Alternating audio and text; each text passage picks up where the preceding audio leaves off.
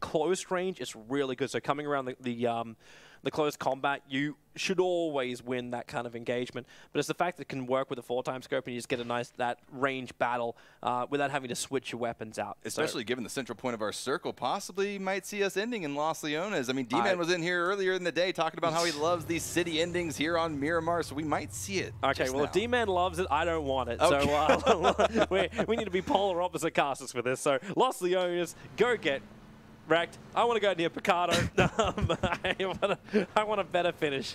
Picardo and the mountain is nearby. We'll go for that. Cloud9 are making their movement down now. It's through the main road. This is Death Alley. They have Vitality on their east. They have Knights on their west. And they've got Liquid, who, well, they're not actually perfectly in control of Picardo because you've actually got James as well as Sambi who have moved out for a little bit. So Knights, like, they're pulling up. They're looking for an opening. Yeah, and that's going to be up here on this hill, just going to be able to look down on El Pozo and all of the surrounding areas, or rather Picado and all of the surrounding areas. Ghost going to be pulling up. We've got Allergen and Balak on top of this hill, going to be looking around as well, using these elevated advantages to not only get information for their squad for the next rotations, but also lines of sight onto their enemy presences moving in around them. Blue Zone going to be pushing in now, though. Yeah. So this is when you'll bring in everyone from the northern side. FaZe are making an interesting run. Like, we're not, like, it's not an uncommon sight to see FaZe do a long, like, counterclockwise rotation. They will be there very willing and waiting to greet them on their arrival. So they're a little bit more split up, so you won't lose everybody in the initial attack. And unless FaZe continues on down south along that far southeastern bend, they're not going to do that. Yeah. You'll have to, I suppose you got an open field that you can cut across. Not many rotation paths though coming out of El Pozo, especially when MVP is going to be departing here shortly. Vitality though going to be moving around this graveyard area. We've heard some poke shots start to come out, just basically people defending their compounds, trying to push off enemy presence from crashing on top of it. It's mainly Team Liquid getting involved. So Cloud9 drove straight past them, as well as like Vitality who are making their move too. There's FaZe doing their run. They did actually manage to take the road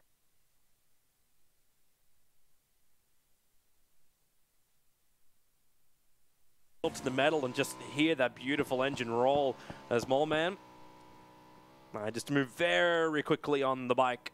Maybe not exactly where he wants to go, however, because Cloud9 is already in position. They'll hear the bike coming in, and Moody's ready to fight. Turns around. Moleman is not going to get knocked off just yet. He tries to cut a little bit further to his right and away from the C9 gunfire so he can heal up. But Moody has that line but cannot connect on the shot. No, Moleman's certainly going to be thankful that he was able to make it out of there with his life, reuniting with his teammates. Here comes the Knights, though, going to be making their own rotation down south, trying to just find a better centralized area in the circle. But this is not, this is Vitality's area. Voxix turns around, Texas as well. Mistakes were made, but can they get out with all their lives? It looks like for now, Knights were able to at least hit a little bit of cover, but Vitality, they're playing King of the Hill. Absolutely, King of the Hill trying to continue to be the Kings of the Hill if they are able to take out the Knights. Sort of a little play on words right there. The Knights trying to push up onto this maybe. But I'm afraid the drawbridge is up, sir. Retreat, retreat. Oh, gosh. Goodness gracious. Okay, Monty Python. Run away, run away. I love Monty Python. That's good. That's good. Very good. Python. Over here, though, we got Gen G moving into this apartment, sort of in a loose 2-2 split right there. We saw Ghost up on that hill. They haven't moved off of that in the time being. Method, we saw Moleman able to reunite with X, Chris, and AT. Going to be getting those meds going so early on in the game. We can see that Moleman probably had to get a few boosts from his teammate X, Chris right there. Yeah, just bring him back up to full life. Yeah. The rest of the rotations I'm actually interested to see. It's going to come in from the north as well as the west. So we actually come on board with MVP. They're the ones coming in from that northwest angle. It's pretty clear for them to come in, but it's a Vanguard and FaZe are going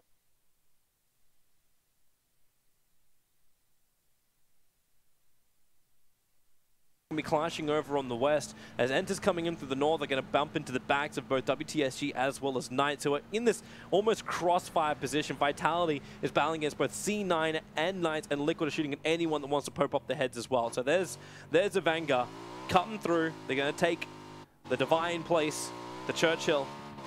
Yeah, they're going to be holding this Churchill, and if FaZe continues to rotate in, this is going to be exactly the vantage point that Avenger will want to have to look down on top of FaZe and try to get some shots off. FaZe looks like they're going to be stopping here in the Chuma-Sera area for the time being, just sort of waiting for this next circle shift. But you know, we don't know if that's going to play in favor for them unless it ends up shifting over to the western side of things. I'm liking this from WTSG. They're making their way up the hill as much as they can. There's a small compound to the northeast of Los Leones, which they can just hold up in and then see where the circle moves. We will have that shift in just a bit, and then players can make a better choice. Our first knock is going to be Cloud9 Moody. Yeah, one of our teams from Los Leones, M19, having sent 2 players out, Bachelin and Constantine, going to be pushing up a little bit north now, riding the edge of the second circle. The second circle, hard shifting all the way down to the south, and Moody's going to be our first blood of game number 3. Farewell, Moody. That is one beautiful ragdoll sprawl, and I love the hot pants. Looks real, real nice. So Los Leones, it's becoming more of a possible. We may have the D-man circle as everyone is shifting. A long run around the side. FaZe are going to do their long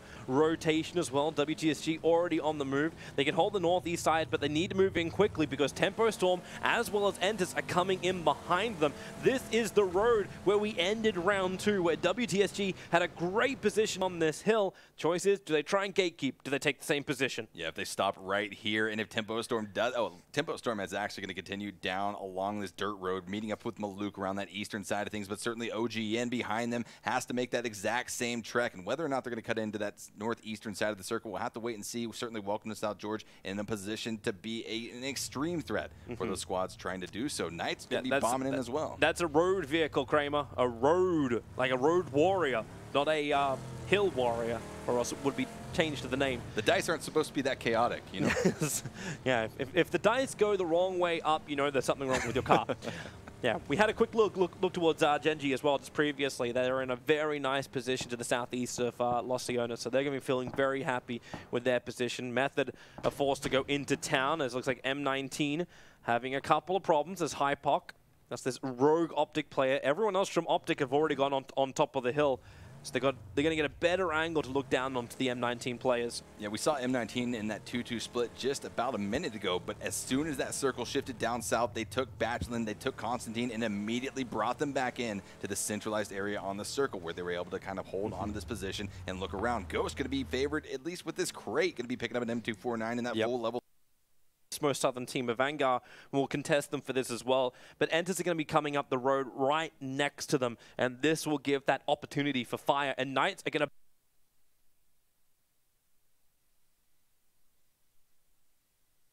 it looks like Entus are going a little bit further down. They don't even want to come in straight away. They'll have to burn through the blue a little bit, but they'll be able to get all the way through the south and actually claim that most southern team award. Yeah, that's a really good decision from Entus, especially given the fact that this was a hard shift down to the south. These guys are going to be betting on the fact that no teams have made it through that cluster of squads in Los Leones and surrounding areas, and they're going to be pretty much right on this, except for the fact that FaZe also made the exact same rotation on the western side of things. Yeah, I'm looking at my map screen, and they're just like, they're nudging up through the bottom of the map, saying hello.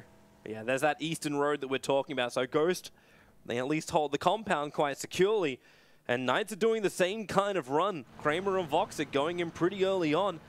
Their replacement, their fellow teammates, however, are a long, long way behind this, and I think it's going to be Kramer and Vox who are going to run into the Entus gunfire. Texas and Draydon might be able to avoid it. Actually, they're pulling up early. They must have seen Entus moving. Yeah, absolutely. They know that there are going to be threats presenting themselves. I think they were driving almost maybe a few hundred meters behind them, possibly saw the cars going through. So a smart move from the Knights to recognize that and not continue to push on as the blue zone continues to shrink on circle number 2. But back here in Los Leones, M19 continuing to try to put out some shots. We can see Hypoc from Optic just trying to hide behind these warehouses for the time being. Yeah, they're taking fire from multiple sides. So you got Optic up on the hill, but it's Liquid who are also from the south side having a battle into M19. So they don't really have a comfortable side to be on, and they're a long way out, so getting that kill shot and the actual kill is very difficult from this range. They can only just chip away at the armor as K-Mine, well, more vehicle casualties, but it won't be a full kill. Nerf the vehicles. Maybe that's what nerf the vehicles, buff the vehicles. They're the best bullets in the game. Oh, I see your pun. Yeah. Oh, that's not funny. I mean, Well, anyways, at least he was able to be picked up by his teammates, so they're going to be continuing on. We saw Moody drop out early. Cloud9 only going to be working with 3 players, continuing from this point onwards. OGN going to be rotating in a little bit further into the circle as the blue zone is almost done with its collapse. 63 players left alive. Let's condense, and we are going center, center, center. Everything is to the south of Los Leones, with a little bit of the city still, or actually majority of the city still left inside. There's a pull phase closer to a Vanguard. Entis is already making their move as well. So finally, the contest will begin. Gems versus a pole.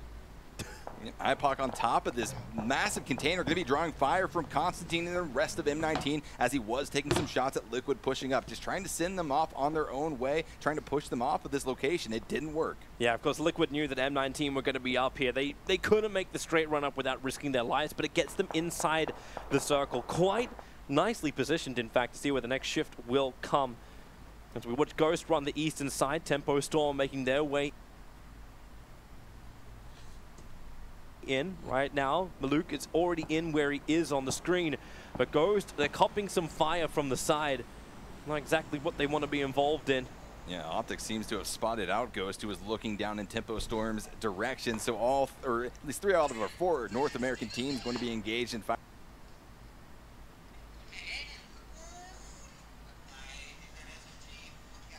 firefights, and that's sort of been a story that we've seen played out. European teams engaging on one another in massive 3rd and 4th party engagements, and M19 and Liquid still kind of facing off here directly south of Los Leones. That's the beautiful thing. Throw everyone on one map, there are no borders. It's just team-on-team action. As Knights, well, they bumped into Tempo Storm in the southeast. The restriction is on the way as Knights are just trying to get their drive on. Then Q actually being knocked out, so it's Balak who gets the hit out. So Ghost once again becoming the spoilers, and they actually get the final knockout too. Yeah, very significant for Ghost to have picked that up right now, but they have diverted their attention over towards the Knights, trying to put out some damage on these guys crashing into the compound. Texas separated from the rest of his squad across the road wide in the open, and for him to get back to his teammates, it's going to be a very, very tough transition. Knights can still be okay with this. Like, they were able to get inside the circle. They're not on any kind of pressure to instantly move, and it's Ghost who are being pressured from the eastern side. Tempo Storm coming in very close onto them. As we see Entis make their way into, they control the south side, pretty close towards the care package with the Groza. Balak with another connection, this time onto the Knights. It was Tempo Storm originally, but he has diverted his attention. But I think with those shots coming out from Zampa, Ghost is now going to have to be worried about the impending threat from your boy. You know there's still more pressure to come, at least we definitely know it. Welcome to South George. They're coming in from the east, so this is about to become a full clusterbuck. You've got Tempo Storm.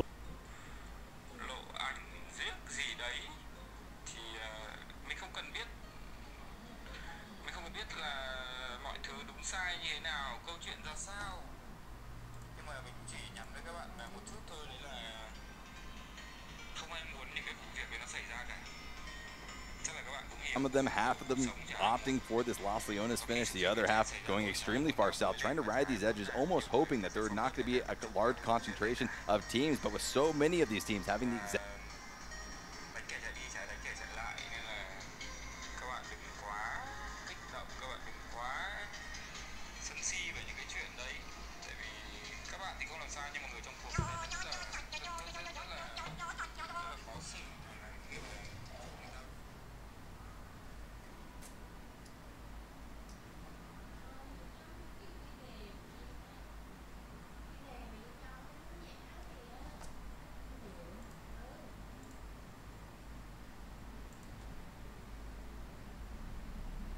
exact same idea rather. We're starting to see that split. We're starting to see these teams roll up on one another.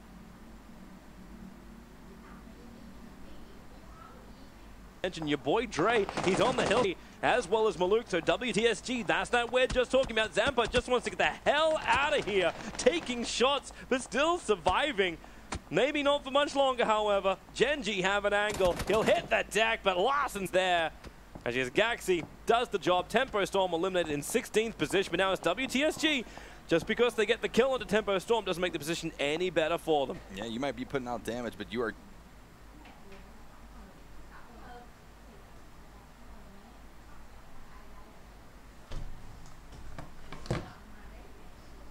Ở trong vậy đó.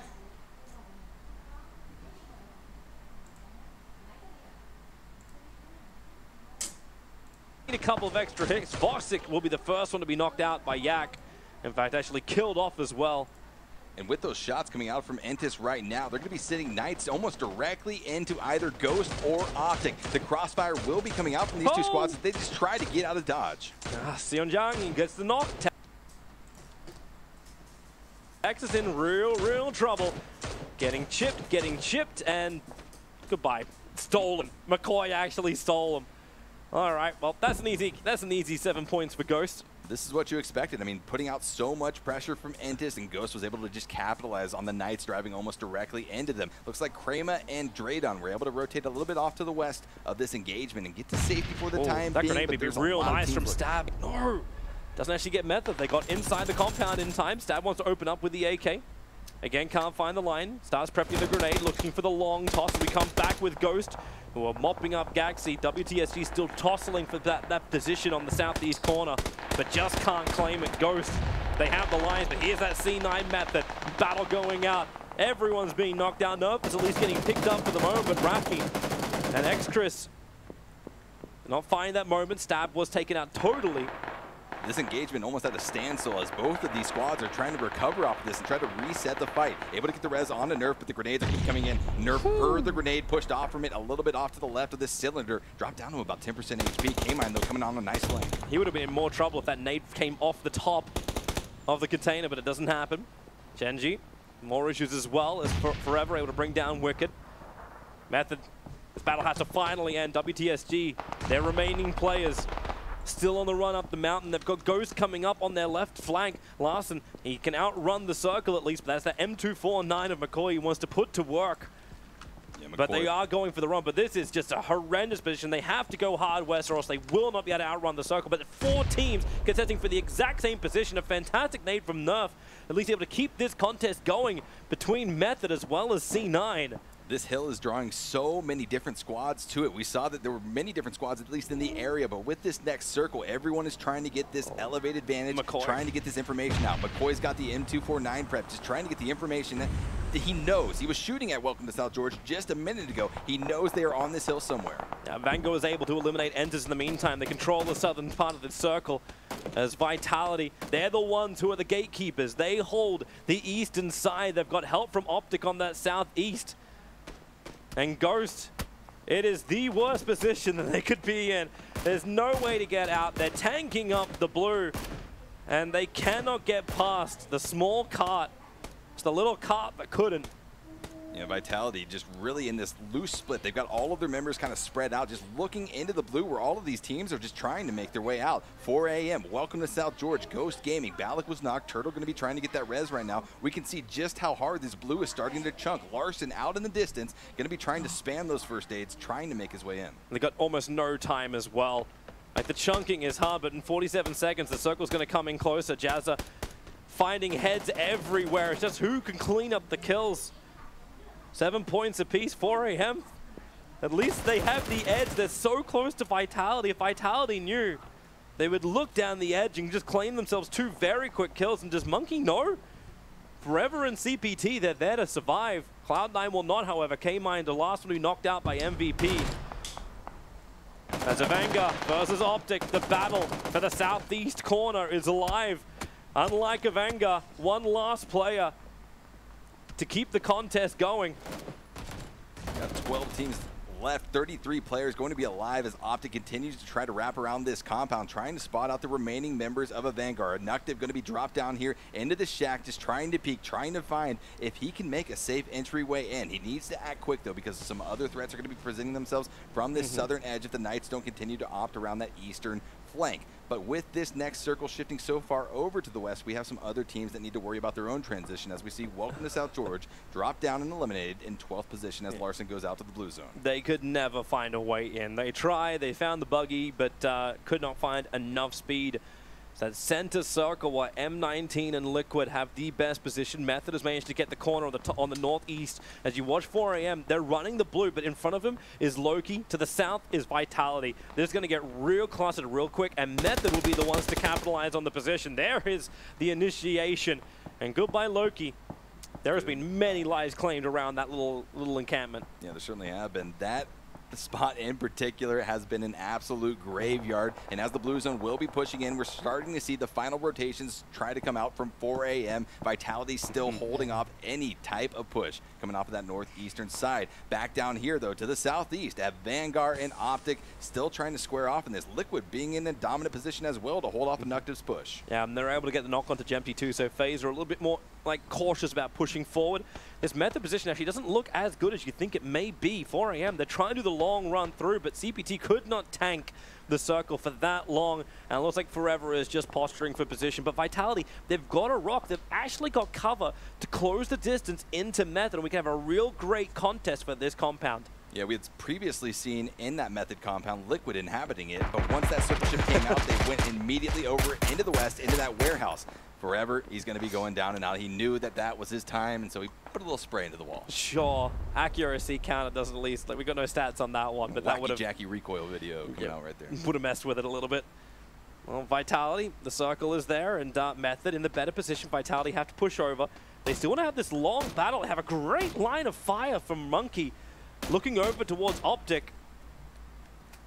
Kramer actually killed off by the circle as well. Liquid and FaZe kind of locked in a tussle as FaZe are trying to rotate now clockwise up the edge of the circle into whatever cover they can away from Liquid's line of fire. Yeah, FaZe has really just been stuck in transition after transition. No circle has played in their favor at all, and they're going to be feeling the brunt of the action coming out of that Liquid warehouse for the time being. MVP going to be rotating into that northwestern side as well. Here comes that push we're talking about. Vitality, Method open up. They realize there's neighbors on their doorstep, but they don't want to be neighbors anymore. They want to own their house. Method under siege. Affy looking around that corner, just trying to get these peaks out as the damage continues to rain down on top of Vitality. Yeah, they needed to actually win these kind of fights. Method, they are standing up, and Vitality totally eliminated. Method holds strong, and they keep all of their players up. More important for them, as the live rankings, you can see Method in that second position. They are very happy with their positioning, especially considering Vitality at #1. I was incredibly worried about Vitality because they were taking some shots down to the south directly on top of the Knights, right next to Method's position. Method knew that there was going to be a squad pushing off of that eastern edge, and all they had to do was prep for it, executing off of that nicely. MVP right on top of FaZe. The grenades flying out. Young Tanny's in a lot of trouble. That nade is almost on top of him. There's Mixie. They're split up in this 2-1. MVP bring in more friends. Mixie can't get the line of fire. He needs more friends, and he's actually got up Jempty coming up behind him. So MVP can get pincer pretty hard, but they've managed to at least reach the compound. That's the advantage they have. So much pressure being thrown out from both of these teams, just trying to flush the other out of their previous position, trying to get some sort of advantage onto the other. It looks like for the time being, though, MVP will be holding it as they have made their way in to that northwestern side of the circle. Mixie trying to wrap around the flank, trying to get these shots and information out to the remaining 3 members of FaZe who have now made their own way in. Young Tan looking for the nade. It looks like it's on a good line. However, it's a little too short. Cooked for just a little too long. Nibs fuzz face, but FaZe, they'll come back together. They stop with this floater. And instead, play around the defilade. Bit of a standstill right now, and FaZe is going to take this opportunity to rotate, but unfortunately it is directly into Team Liquid. Yeah, but they have the Valley. Liquid will see him for a little bit, but there's some defilade to work with. FuzzFace will get knocked out. He was a little bit further behind as Knights mop up the rest of what was left of Optic.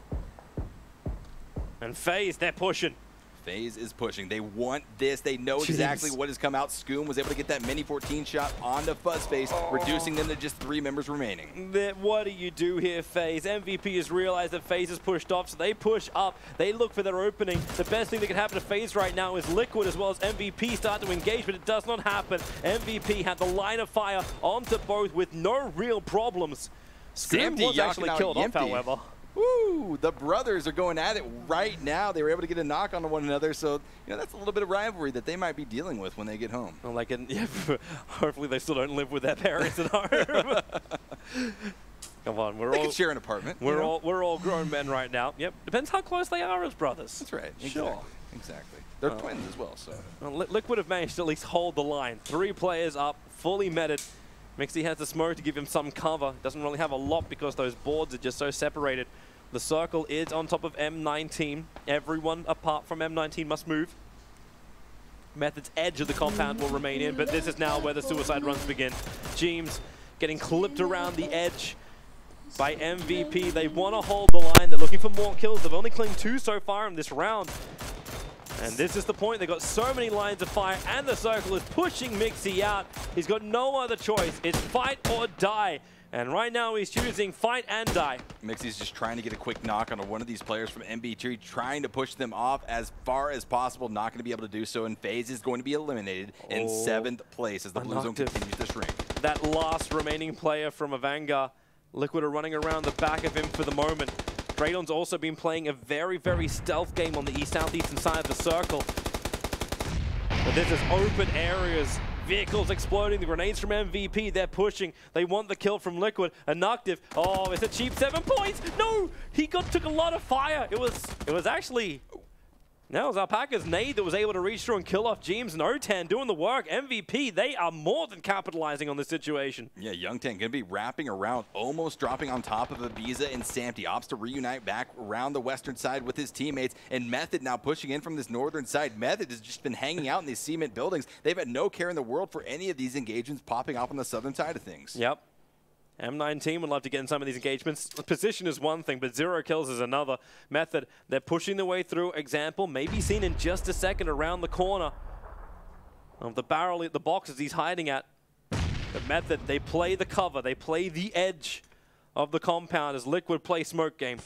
Yeah, I mean, if there's anything we know about Liquid, and specifically Ibiza, they like the smoke. One of his most notorious plays in his PUBG career involving smoke coming off of that PGI tournament. But around the map, we're still trying to see these teams work their way in. Everything has sort of stalled itself out as the snakes are coming out. Everyone trying to just inch their way in closer and closer without giving up too much in the process. MVP has made their way up to this little bit of defilade right to the south of this warehouse where M19 has been inhabiting for at least the better part of this late game. Yeah, and it's hard for M19 to come out and fight. They know that there's still a lot of lines of fire available for both Liquid as well as MVP. Like taking the headshot line, pop that head over the top of the ridge line. You know what MVP is going to hit. It ain't the body. The Method need to also move in a little bit. They're snaking up the side. And you make some quick runs. Luckily for them, M19 a little bit more distracted. MVP are in a bit of a ditch, but now Method. There's that push up. Example, knows he's being sieged on. Draydon can do it for this very slow crawl. And Method are not looking towards him. They don't care about him. Maybe Extras is going to check every now and then.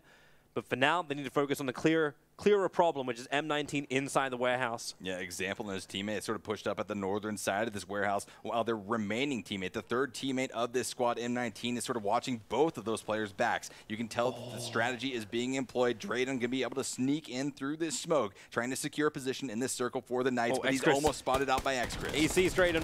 The push is also coming in from Liquid, in from the side, but it's X-Chris who will be taking out Draydon. But now Liquid pop their heads up. They realize they can't run in that way. The one they were hunting, but then it's MVP in a defilade position in perfect cover. It is going to be a slaughter fest on Team Liquid. Ibiza has nowhere to really go apart from proning and staying inside the circle, hoping everyone else gets distracted. The Method, they begin their push. MVP is opening up too.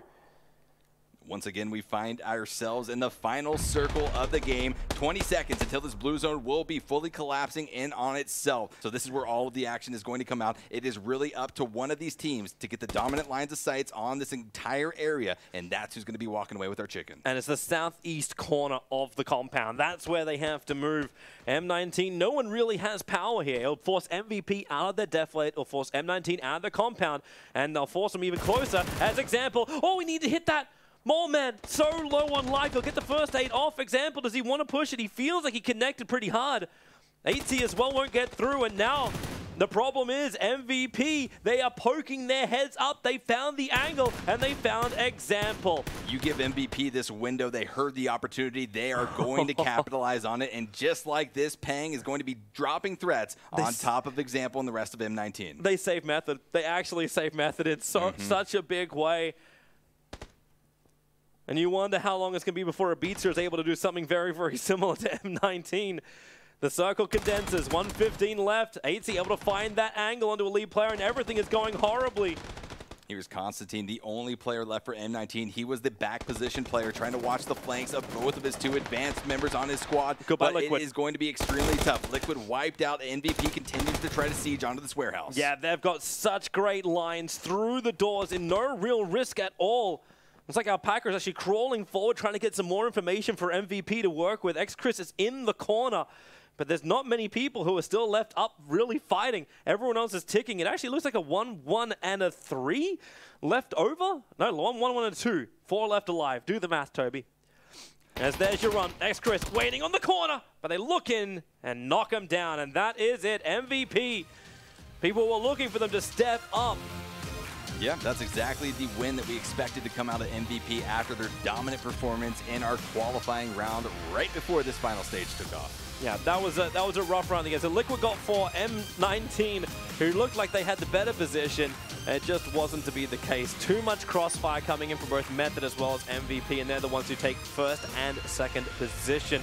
Good kill scores as well for both of the top two. That's going to really bump them up in the leaderboard. Certainly 10 kills for Method. Method being very consistent so far throughout the day, and that's exactly what you need in these lengthy PUBG tournaments, consistency. Yeah, consistency is the way to go. Now, where is FaZe? Now, where are they? There they are, 7th position. They still got 7th. 1 kill for them. I feel like every single time they're running into a horrible position. Exactly. Miramar has been punishing, especially in round 1, round 3. Such open fields that it just seems like there's no way for teams to get a better rotation out in time. They want to use the vehicles, they get blown up. You get near the end circles, and you can't even use the vehicles anymore. They're all being disabled too quickly. Yeah, that's exactly right, Toby. I mean, we saw FaZe rotate directly up north into MVP. They decided to opt out of that, rotated right back down into Team Liquid. It's extremely tough when you're in those in-game circles. We had all 16 teams remaining fairly late into that game. Yep. It's tough to work with. Yeah, but it was at least it was a nice change. We actually had it on Miramar where we had a lot of close combat fighting. We did. It may not have been inside of buildings, but when you've got these big silos and they're battling around, a lot of grenades being used, and maybe that was also a reason why we didn't see much being used at the very end of the circle. Like a lot of the consumables had to be burnt. Right. Even the meds, like we were watching bandages and boosts being used from Method trying to keep their hopes alive. I mean, teams had to pull out every trick in their bag, rather, every bit of utility that they were able to pick out throughout the course of the game. It was utilized to get to that late game. MVP just coming up with a huge push. That in-game push up to that ledge right below the warehouse was so good for them to have done. You know, it looked really bad, though, at the very beginning because Liquid had a great line, but MVP get it. They find the angles, and they are the winners of round 3. Yeah, they are. Well, let's toss it over to Mustache Dave, where he's waiting to interview our winners, MVP. I'm here with Young Tan from Team MVP, firing up those engines. A rough 2 games. What was different in game number 3 here? 일단 첫 번째, 두 번째 경기하고 세 번째 경기랑 지금 경기 내용이 완전히 다른데요. 첫 번째랑 두 번째 라운드에서 무슨 일이 있었는지 궁금합니다. 첫 번째, 두 번째 라운드 같은 경우에는 저희가 이제 저희 플레이대로 이제 외곽을 따고 들어갔는데 이제 다른 이제 상대편들이 너무 많다 보니까 들어가는 도중에 갈 데가 없어서 터져서 1, 2라운드는 상황이 안 좋게 끝나지 않았나 싶습니다. Okay, the first and second round was they played with the original plan, which is like cutting from the out circles, like to make sure like all the road is clear. But actually, most of the out circle was overcrowded, so they couldn't do anything. All right, so we have about a couple more games today, but I want to know how many mistakes can your team make if you want to get that top first spot here in the final stage? Once again, let me clear. How many mistakes can Team MVP really truly afford if they want that top first place spot? Okay. 아직도 이제 몇 경기가 더 남아 있는 상태인데요. 지금 만약에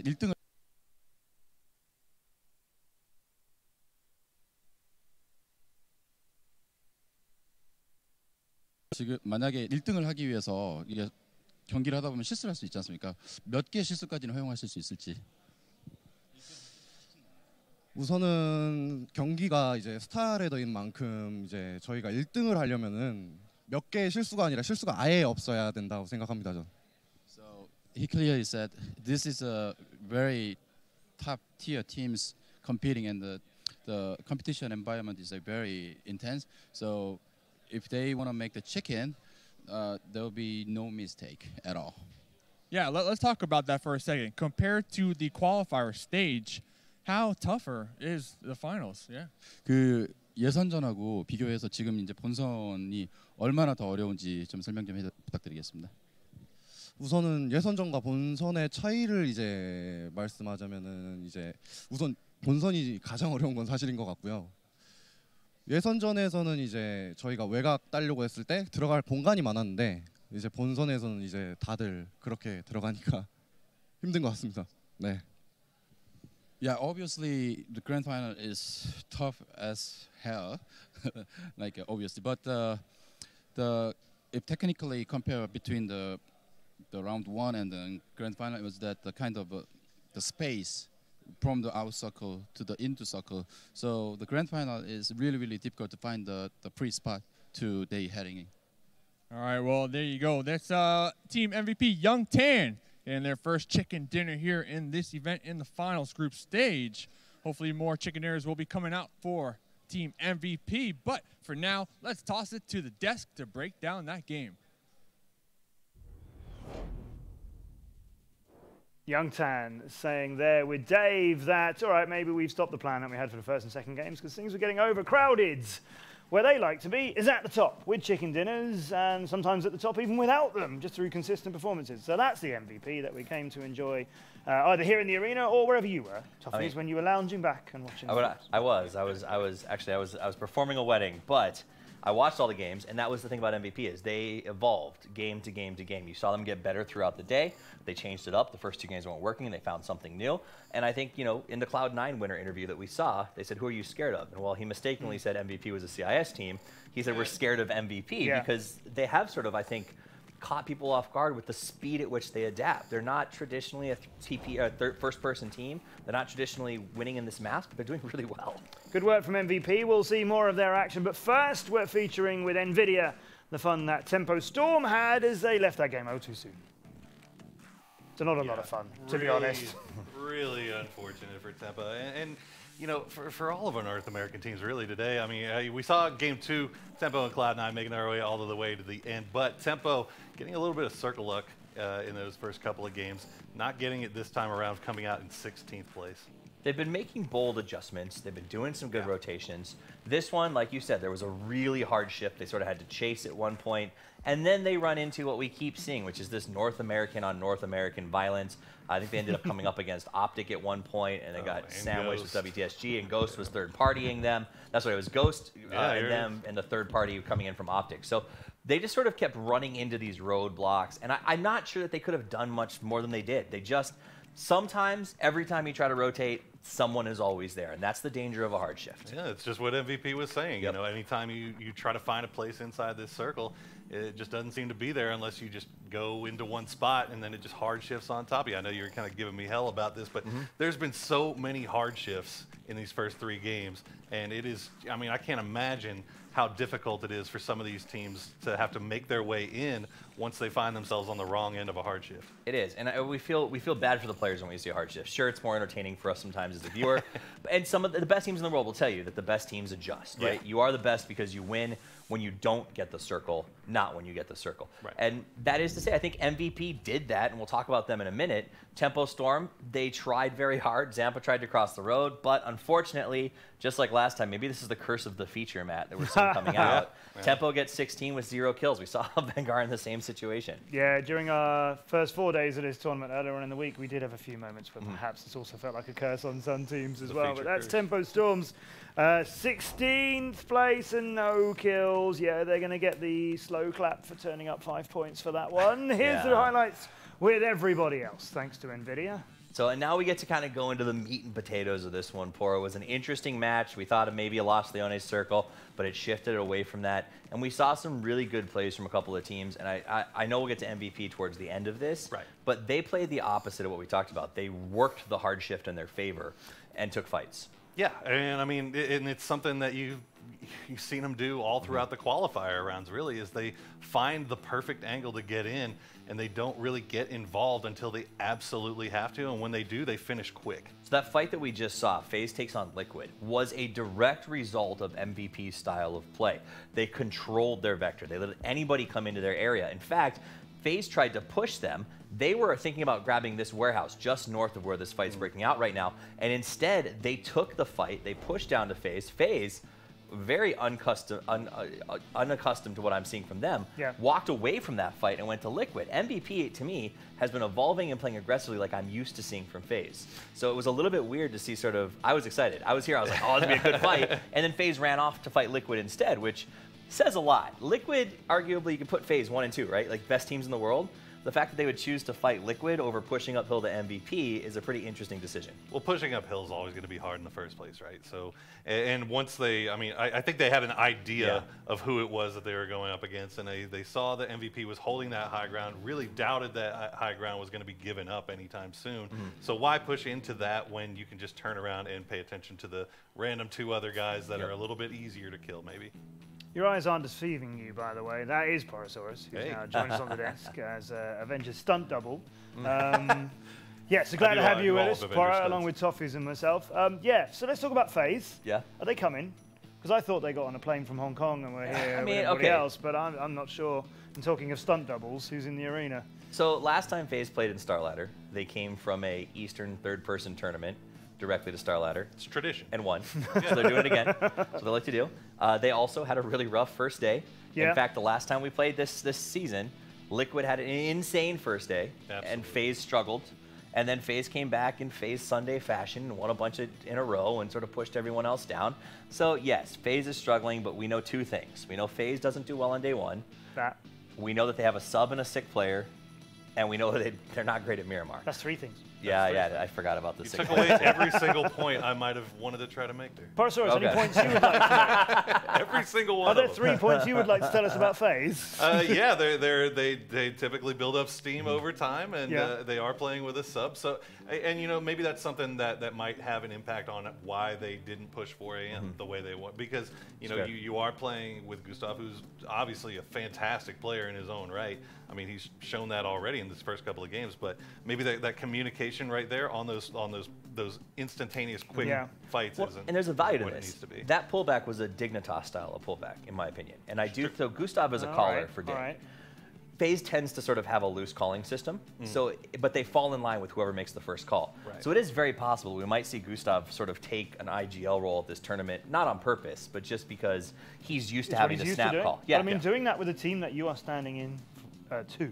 You've joined in. Well, you almost want it to be that way, right? So to make him comfortable, to make let him play his game, and we'll adjust around you. That I've seen that work for other teams in other games. Yeah, it feels like the wrong thing to do. It feels like I'm new here. What do you need me to help with? But actually, it's like, well, what can we do to get the best out of you? Well, in this game, hesitation is death, right? The second that you stop being aggressive, if you want to tip for a new player, choose to be aggressive every time, and you will come out the winner more often than not and get better at the game. Talking of aggression, nice, Toffees. Thanks. Here's some people who've bodied some people. 3 kills for the guys on the table. Youngtan for their Molman with 4 as well for Method. Method being one of the more consistent ones here.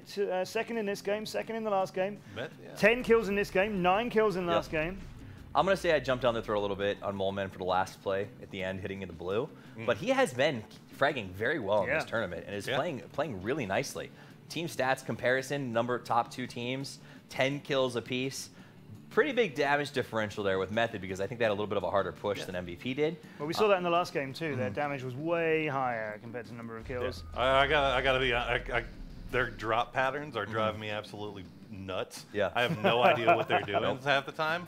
I think they originally were starting to go Los Leones, but then they kind of decided not to go there, and then they did in game 2. They did this weird like 2-1-1 split across the entire central part of the map. In game 3, it's a little weird as well, but they ended up bringing it back together and doing what they need to get done at the end here. Vitality's 5 kills pushed them above FaZe in the results of that game. MVP at the top there, where we have seen them, but not so far today. On the bottom half, Optic and Ghost decided that being neighbors wasn't sort of going to be their thing, and they're going to play a little harder to get. So 4 AM and WTSG have come in there all with 4 kills. Gen G, that's a bit of a surprise. No kills for them in that game. That's not the performance we'd seen, because bear in mind in the last game, Gen G were last and didn't pick up any kills then either. So far, 3 kills in 3 games. That's not what we expected from a South Korean team who were second out of our playoff stage coming here. They're having a bit of a bad first day, but I mean, they can then it's a accelerate first through the step. rest. Yeah, you and I went back and forth today a little bit on sort of the Korean teams on day one over breakfast, this idea that like maybe they're going to struggle. I think this is a bigger stacked lobby than they're used to. So I expect the Korean teams to have a struggle on the first day, but they also are very good at adapting. They go home, they watch VODs, they have a team that helps them get better, and they come back day two really, really strong. MVP has shown us they don't need to do that. They can adapt on the fly. The other teams, I think, might need a little more running ground to get themselves caught up with just the ridiculous level of play. 10 LAN winners, right? I mean, that's bananas. Pretty disgusting. And, you know, as you talked about, I mean, all of these Korean teams, when you say that they have teams with them, you're talking like 10, 12 other people with them that are there to help analyze. So it's going to be not a long time before they end up adjusting and figuring what they're doing. We had 20 games of our playoff stage with the 16 teams who were looking for the 8 spots to come here, and we had something like a million different winners of those 20 games out of the teams who were in it. So far, 3 games, 3 winners here. Who's in the lead? Well, you'll find out after this short break.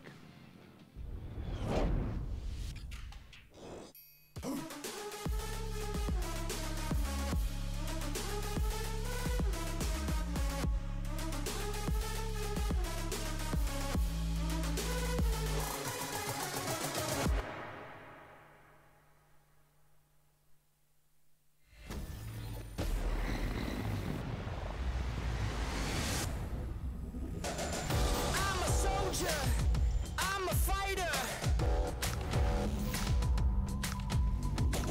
You can't burn me. I'm the igniter. Gonna be a legend. Gonna take it all. Watch me crush it like a wrecking ball. On fire, so high to the top is where I'm heading. Gonna be a legend. You're looking at a legend.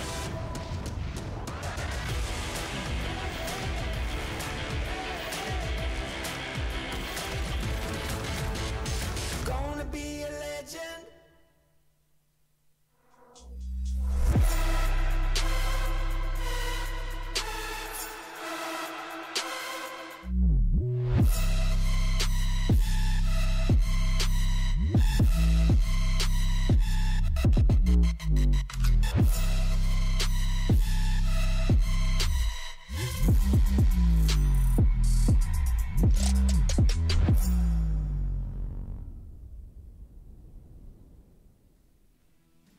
Three chicken dinners done out of the 5 that we're going to find and serve up to you today. Live from the Kiev Cybersports Arena, I'm Matt Andrews. This is the StarSeries I-League Season 2 Finals. I have Toffees, and it's still Porosaurus, and it's going to remain Porosaurus as Avenger has just like been left the building. Porosaurus carried him out, removed him from here in his excitement that he needed to come and talk about some PUBG. That's how we got the name Porosaurus Rex. He would literally just carry people who with tiny offended arms. him out of, Have you got out of tiny the arms? building. Tiny arms. Tiny Right. arms. Tiny arms. 100%. So 3 games down. MVP won the last one. Who's in the lead now? I don't know. That's what somebody doing maths is for. Somebody's doing some maths. They'll tell us. I've got an idea. Quick maths. Quick maths. The There's a lot of quickest numbers to possible crunch down a thing like Yeah, I mean, this. a lot of people sometimes when they're watching, they're like, why aren't we in the leaderboards? And at the end of the day, I mean, it comes down to it's a lot of information. You got to compile it. You want to make sure it's right.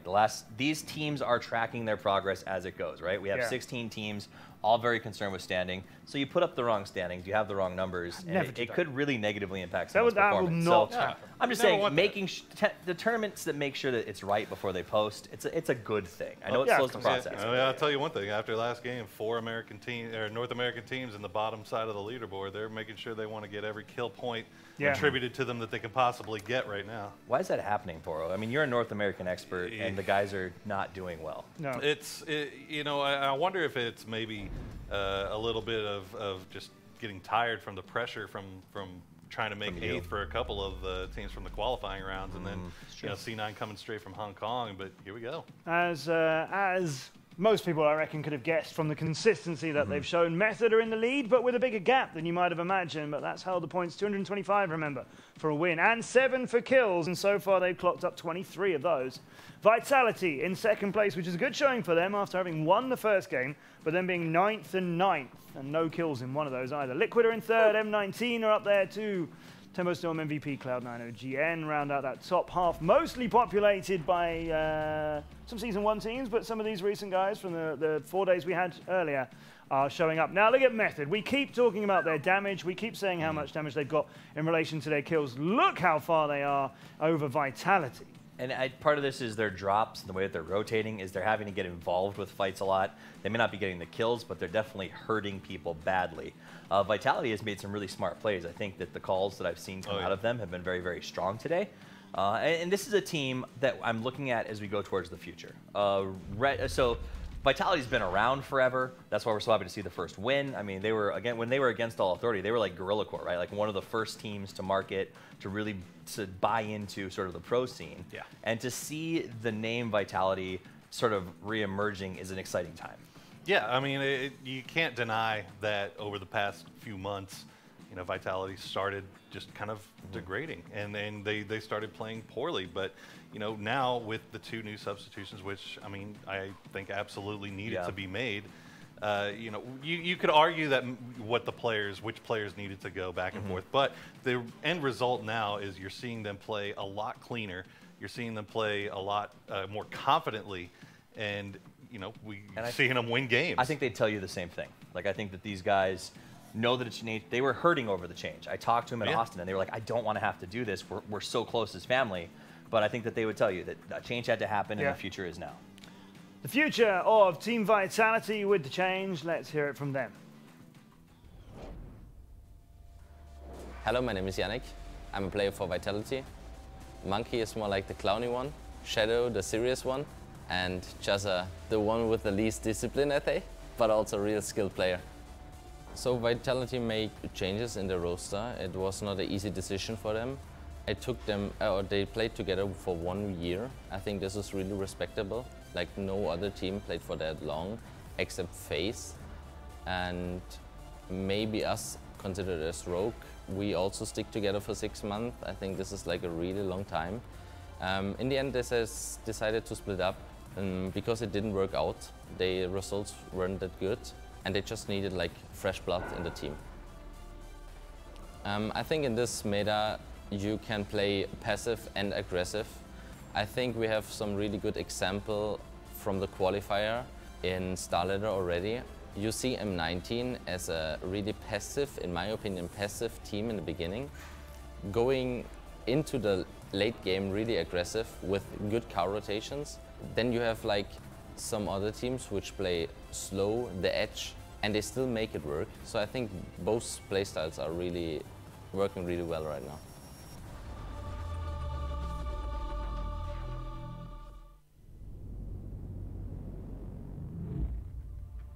They are Team Vitality.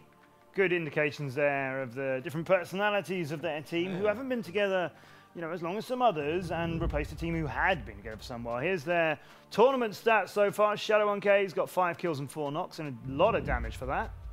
You got the cute one and the sassy one. It's like a Vitality, the PUBG boy band, but with their passive-aggressive play. Spice Girl-like, isn't it? It was interesting to hear Yannick take the lead on the talk. He's not one of the original Vitalities, but he steps in and takes that. And then Lil Pyro over here, who's still getting his kills and his knocks and doing a good job of sort of supporting the team. It's funny to hear him describe him as the, what do you say, like the wild card. He's like the least disciplined. The least disciplined. Yeah. It was a great way to put it. But it also, I think, brings a little bit of unexpectedness to the style of play. And some teams do that. They have this wild card player who you never really know what he's going to do.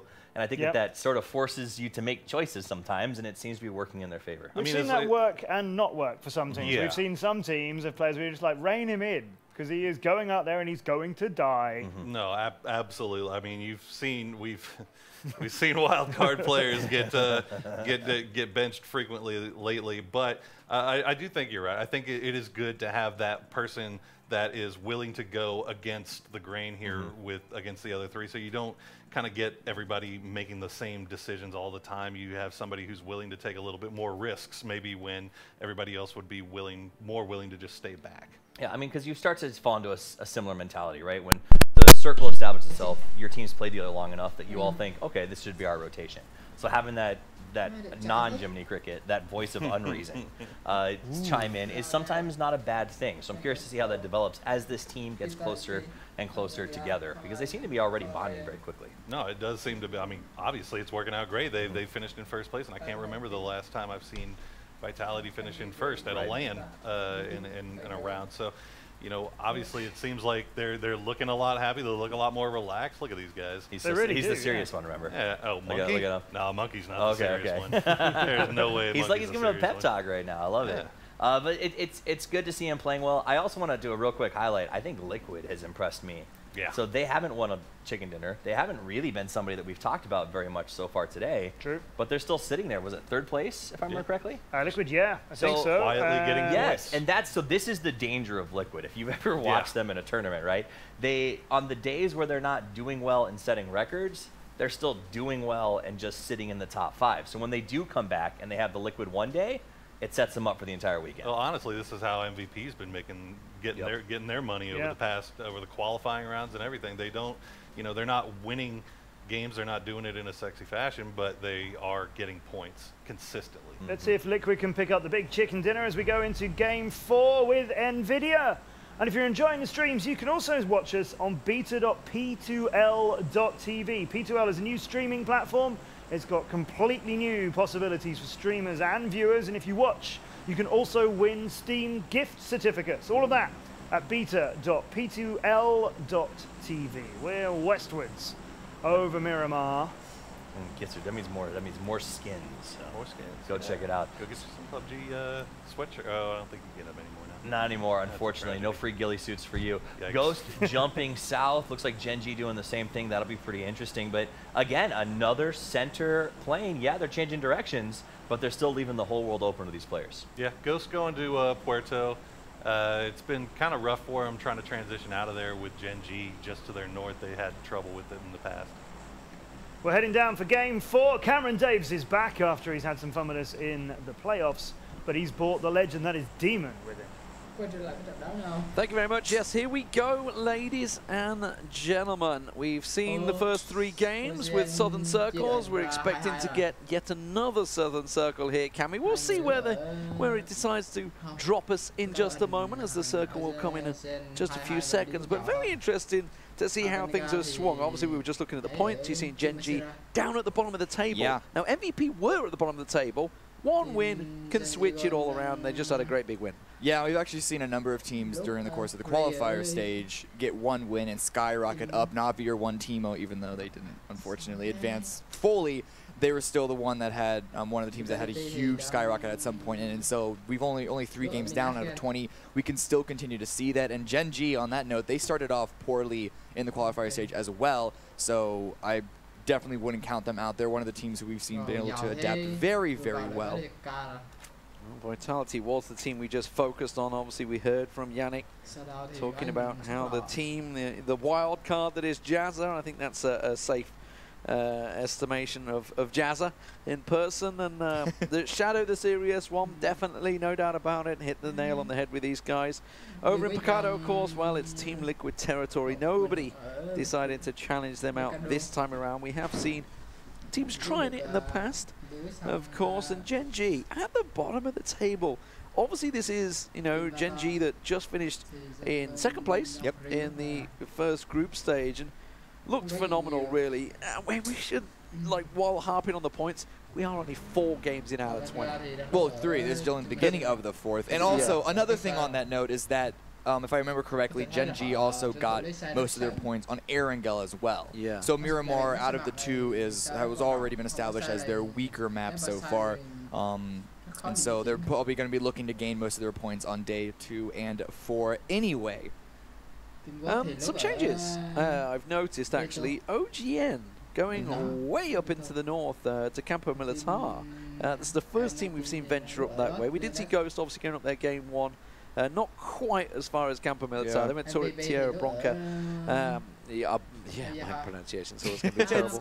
Porto Paraíso. I'm going to get that one out there eventually, because obviously I was lots of people got really tilted by the pronunciation of Porto Paraíso that I was using in Paraíso. But here now, can you roll your R's? That's the real test. No, okay. No. So my pronunciation is just in generally terrible. Like, if anything, try me German, it's really bad. Really, really bad. So I do want to touch on this first circle a little bit. We did have a central circle earlier today on game number 2. This one's following super on the western side. The Knights. Last time we saw a circle like this, the Knights actually had an absolutely awful game. Just because with how far spread out they are when they're loot, it's easy for teams who come rotating in to catch 1 or 2 of them completely off guard. And Knights are one of the teams so far that have had an up and down day. But oh, speaking of someone getting caught out, Method also on a spread loot position. 2 members of FaZe rolling right up. Yeah, this is. I'm not really sure exactly how this has been working out for Method. Rafi. He's like, okay. You lost your moment. He heard both of them. That's the thing. He heard the 2 vehicles pulling up, so he knows there's 2. Is he going to nick one of the vehicles and get out of there? That would be very sneaky, but it. I love it. I don't know if Fuzzface heard his footsteps when he was running back around that corner and just looking at where Fuzzface is running around. So. It's unlikely. Very unlikely. Remember his teammate's nearby as well, so he's probably thinking if he hears anything, it's possibly his teammate. And obviously, Gemty jumps out there. So that's a big risk. Pora mentioned this on the desk. Method have, instead of choosing one place to loot up, and on Miramar, there are a number of spots that you can choose to go to if your first place is no longer available to you. Instead of doing that, they just have everyone spread across the entire map. Looks like Rafi is actually pulling completely away from that position, still out in the open in the center of the circle, which is always a risk. But upside is that if he's found out, the rest of his teammates are elsewhere and aren't going to get nicked immediately. And it's working for them. That's the weird thing, that's true. Right? They are first. They're at the top of the table. It's working for them. They are obviously able to reel it in at the right time. Rafi just not going to go for the shot. No reason to. Can just back away from it. Could have gone for the car steal. I think maybe style points if he'd have gone for that, because FaZe are actually abandoning the cars there. They are going up the hill. This is kind of a standard thing for them in and around this position, because they know the Knights are up on that power grid. Yeah, the Knights actually not too far away, but the Knights are grouping up before. Too many people are rotated in. It seems like they learned their lesson from that game previously this week. Tempo also rotating around. Can't tell if they're actually leaving into the circle from El Azahar. I think they might be. Pretty early timing for them as well. Actually, early-ish timing for a lot of these teams, especially Gen G. They routinely come into circles, at least on Erangel, but on Miramar a little bit as well, very, very late. But they're leaving around the same time that everyone else is. I mean, you think of the plane path, they were probably the first to touch down in Impala, right? Yeah. So I guess they felt they've maybe got enough or picked it clean either way. And you can see everybody just starting to get the way going. Hetra coming out of Val del Mar up the ridge coastline and getting into the circle. Maybe going to pull up south or west of Commissera. I don't know whether they're going to go too deep. Actually, I'm looking at Valia. Valia's kind of fairly central. There he is. So that you can see Rafi actually made it into the compound. So I wonder if all of Method are going to maybe join him here. Molman is heading this direction. So possibly, as I see FaZe pulling up next to him, it's Gustav, the new man. Is he going to be staying with FaZe? Who knows? Keep your eyes on the prize to see what's going to happen. He's parking that vehicle. He plans to stay here. The rest of FaZe are going to be coming here. So Rafi, who's already escaped once from a FaZe grasp, is going to have FaZe pulling up properly. He's parking that car properly. He's planning on staying. I think other members of FaZe are actually caught in a fight with the Knights, or a little bit of a poke battle just north of this. So I don't know how much help is going to be able to arrive if Rafi does get a sneaky little down. Mixie did join up, so at least it's going to be a 2v1. But look, Fuzzface, they're actually scouting out ahead, and they're spotting out Optic. The rest of those players are going to be rotating up from the south and joining up with Valiate. But look at Rafi, just the poltergeist upstairs. They're trading meds. They feel safe. They've not obviously scouted out. Chris looks like he has been picked off, but FaZe not as lucky as Rafi. Trading meds. They've gone for the 2-2, and they're feeling comfortable in this position. And then, like you say, they're not going looking for Rafi. They're just looting at the moment. I wonder if anyone's actually going to check that upstairs, because Gustav was already in the building. So Mexis arrived thinking it's safe, it's clean. He's already checked the compound, and they're not even looking. No, he's just peeking outside. His attention is all on Optic right now. Everyone else rolling up, but look at Molman also surrounded this time by Optic. I think he's actually taking a little bit of engagement because Hypoc is running forward. Baja Walker looks like he wants to stop on the high ground to get an angle on him, but oh, Rafi constantly playing with danger, never wants to take the shot. Gustav's up there as well now. He's come upstairs. It's just his attention's not been drawn that way. It's going to get such a surprise. Moleman does go down. That's Method losing 2 early on. Gustav's in the room with him now, is he? No, he's out the other front room. Okay. And oh my god, 80 as well. That is Method. Now Rafi is the last man standing suddenly in sharing the house with FaZe. Has he paid rent? We don't know. Method had such a huge lead coming into this game, but just because the split loot was in dead center of the circle, every single player gets called out one by one by seemingly an entire other team of 4. It's only Rafi who's been able to slip away from duos. Still not discovered yet. Gustav still hasn't checked that corner. I think Rafi's snug in there, but who also gets taken out, it's going to be Christus from OGN, also caught out in rotation by Tempo Storm. Zampa grabbing those 7 points. Yeah, taking a deep south swing there. Obviously, they were up in Campo Militar. The rest of his team are going a more northerly route from him, so he was kind of caught out on that rotate. It's where Tempo Storm sort of started out. Cloud9 nearby as well, getting drawn into the shots here. Welcome to South George, or welcome to San Martin as it is in Miramar. Got themselves a decent position. Liquid didn't leave Picardo. That's actually unusual. Obviously the circle kind of went towards them, but normally they would take a hillside position. Actually, Vitality's coming in on Picardo. Scoom lands a number of shots. Yannick down very low. Scoom taking some return fire though. I believe that's from up the way by Jazz and the rest of the teammates. That does give Yannick an opportunity to heal up. And I think Liquid, 2 of them stayed in Picardo, but 2 of them left and split off. There is James coming back to give the support. Bit of bailing out the car a little too early for the Ghost guys. Jabroni's going to be set upstairs. Oh no. Oh no. Screenshot it. Screenshot it. Keep screenshots going. He was just praising their rotations too. Well, here they go. They managed to get Turtle back up and they've left him with his buggy. So that's okay. So if he's got a vehicle, he actually got ran over by Balog. Yeah. Okay. All right. That's fine. You know, these are those little inner team fights. They happen. Yeah, there's 2 sides to every story. We don't want to say anything until we know the full details. Absolutely. Stab. He's kind of positioned away from his team here. Cloud9 did try and get themselves a spot. SKS onto Sung Yang. He's actually had to bail out. That's a good catch. He's managed to catch him again. There's somebody else getting shots to the side. I don't know whether that's Tempo Storm, but now he's without a vehicle. Any little tap, Tempo Storm are going to get involved in this as well. Stab, though. He's got just about as much cover, but nowhere to go. And the Blues on their back. Yeah, this is the problem with having a lot. This rotation by OGN is just not working out for them. They already lost 1. A heal up from Mira is given an opportunity to retreat, but he may have to leave his teammate out to dry. You can see the shots still coming in from Stab onto that direction. So I think Sungjeong is, I don't know what to do. And with this next circle shift on their back, this has just gone from bad to worse for OGN. Not terribly well for the 2 other teams, Tempo Storm and C9 on the north, but OGN specifically. So 4 AM obviously on a long rotate there. And now Rafi, the last man, does catch Gustav out. So they've just rotated away from the compound. He knew it was safe. He knew that his teammate Mexi's not going to return to save Gustav, and Gustav will go down. So Rafi's still the single sole man for Method, takes down one of the members of FaZe. And let's talk about the circle shift, because that's a deep south circle shift. That's going to cause a lot of problems for rotation for all the teams around the north of it. FaZe just lost a second, this time to Optic. Mixi, after just leaving his teammate Gustav, tried to go more central, but now FaZe lost 2. FaZe really struggling with their new roster swap. Hypox pushing forward to go finalize that kill and keep this spot for his team.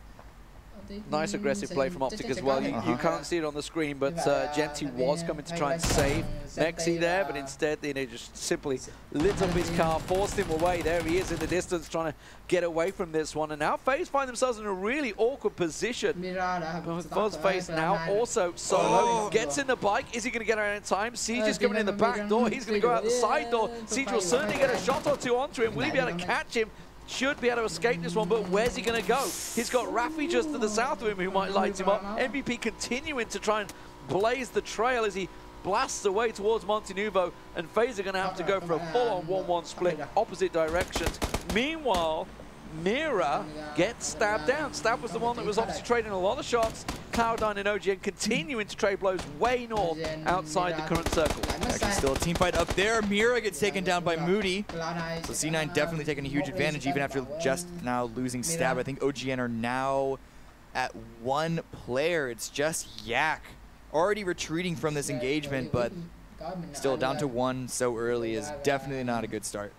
Day one adjustments for the Korean teams. It seems a bit of a struggle early on here. Jeems in the walkie suit, obviously not ideal, but it means he's got some tier 3 armor in there. Somebody's ringing, boys. Somebody's ringing. It wasn't me. It's not us. Somebody somewhere is ringing. Oh, who's going to answer? Mark 14, I'll take that. Military vest, level 3 and helmet. Very nice. Don't mind if you do. Gen G, of course, who did push in early on, are likely to get themselves that crate. There's nobody anywhere else near it. Ghost, perhaps. So they, no, I don't think they'd push for it. They wouldn't push for it, but it is out in an open field, and on Miramar, there's always that question in the back of your mind of, is someone on that hill with an 8x or even a 4x? Like, it's still really risky, so I could see Gen G potentially going for it in this early in the game especially, but it's still never as safe. It's never as assured as it could be on other maps. So far, you can see all members of Method Bar in Rafi are out. The last man, MVP, they're getting lit up. Optic are trying to take a lot of fights here. They've actually split out. They did have 2-2. They've now spread a little further south, giving themselves as much cover as they can without going into Kumisera, where the circle has swung. And actually, a Vanguard taking that first high ground position in Kumisera, which is fairly central. Very good position if the circle were to go that way, because it gives them a massive 360 arc. I am really worried for Optic right now. They are taking a wide spread. It's basically an entire belt of solos. But they're coming up against MVP, and we know MVP as one of the teams, one of the other Asians, to be just bomb in on places. And it's actually going to be Jempty who's the one in trouble right now, emulating Rafi, who took out one of his teammates previously, it looks like. So MVP, they're not going to be going in on Optic just yet, but Jempty could be helping out Optic here as well. Takes the shot, gets a nice down, also wants to immediately flush before the teammates can arrive. Has a look across the side. There is one more. Alpaca is actually just taking shots just around the side. And then Jempty's going to try and cook that nade. It's going to bounce out. It may come straight back at him. I don't know whether it went around the side. It's going to bounce out. Youngtan also coming in. He gets a little angle on him. Jempty always pinned in the corner now. Youngtan is going to get the headshot down. Jempty finds one, can't get the second. Alpaca in the end will manage to get him down. And of course, Jempty on his own will get flushed out. And that leaves Fuzzface, the last man standing for FaZe, with still 16 teams alive. MVP, because they also lost the second to Optic. Alpaca with that 1v1, able to get the revive. Now leaves them at least with 2. But real quick, you saw the circle on your screen. It's not too hard of a shift, but it does mean that Optic and MVP, as well as other teams on the west side, do still have to move. Knights here, able to kind of get themselves up. I think that was perhaps a roadkill. And they got to move into the circle because they are the furthest west. C9. They are pinned into the corner next to the blue as well. That tangle up with OGN did slow down their own rotation. They're going to have to go through a couple of different teams. Liquid here, though, they can just set up shop. They're in a split position. They got 2 players. They got Scooby and Beezer down here, 2 others to the north. Bit of a problem, they've let 4 AM though come the other side of the road, and they're down the dip, right? So just a couple of nades, they're going to roll towards you. So you're going to make sure you're safe in there. Rafi still solo, still going for it. Not afraid to take shots. They've got the points to back it up as well so far. Allergen getting himself, well, he needs to get healed up. McCoy looks like he's going back on his feet forever. Does get down by Dees. We're going to say Dees. There's been a lot of talk about his name. Diaz. We did hear Keen talk saying Dies, but apparently it was a troll. A troll. So Diaz is where we're going with that one. High Buck here. He is, I think, by himself trying to open up an opportunity for the rest of his team to rotate in. He's actually sending a lot of shots down onto Cloud9 as well as Avangar. So Cloud9, they did bomb in, find a shack for themselves, but they are pinned down. Allergen down again. The rest of his team had backed away. McCoy is still there. It's Tempo Storm. North America on North America, Korea on Korea. There's all sorts of cross-continental battles, but these guys don't want any of it. Another smoke to go out and cover him off, but is it going to be enough to try and get up there and revive as Tempo Storm continue to push? They on the full surround. Look at Dre coming in. I don't know how Zampa got so separated, but he's going in the aggressive, gets the finish on the Allergen, wants to get McCoy. McCoy hides behind the smoke. Wants to pull a nade to stop Dre coming in, but pinned from 2 sides, and the teammates to the south not in a real position to help him out. McCoy is in a really rough spot. Nades raining down around him. He's actually going to go push it. He's going to push Dre. Dre with a nade in his hand will get flushed out as well. McCoy in the end will get dropped by Zampa on the flank around the side there. The rest of his team too far away to get involved in this one, so McCoy will go down. Zampa will finish that one off. So 2 kills for Tempo Storm there on Ghost, leaving them to 2. They're further south and are actually still trading shots with Tempo Storm. So drawing the fire. It looks greedy when McCoy wanted to flush that kill onto Dre, but he knew that he was dead to rights anyway, still surrounded with Zampa on his left side. His teammates weren't unable to help him, and so he knew that his best opportunity was to grab those 7 kills for him before he died. And it's something we should talk about, because obviously points, it's a big deal. You think of Ghost qualification, it was what, 15 points around there? Just over 2 kills? Yeah. It's pretty big deal. I mean, you look at GLL, it was basically 1 on a 1v1 at the end. One single kill between Knights and M19. Ghost's land win at PGL a couple of months ago was by less than a single kill. Yeah, that was definitely. It was so tight.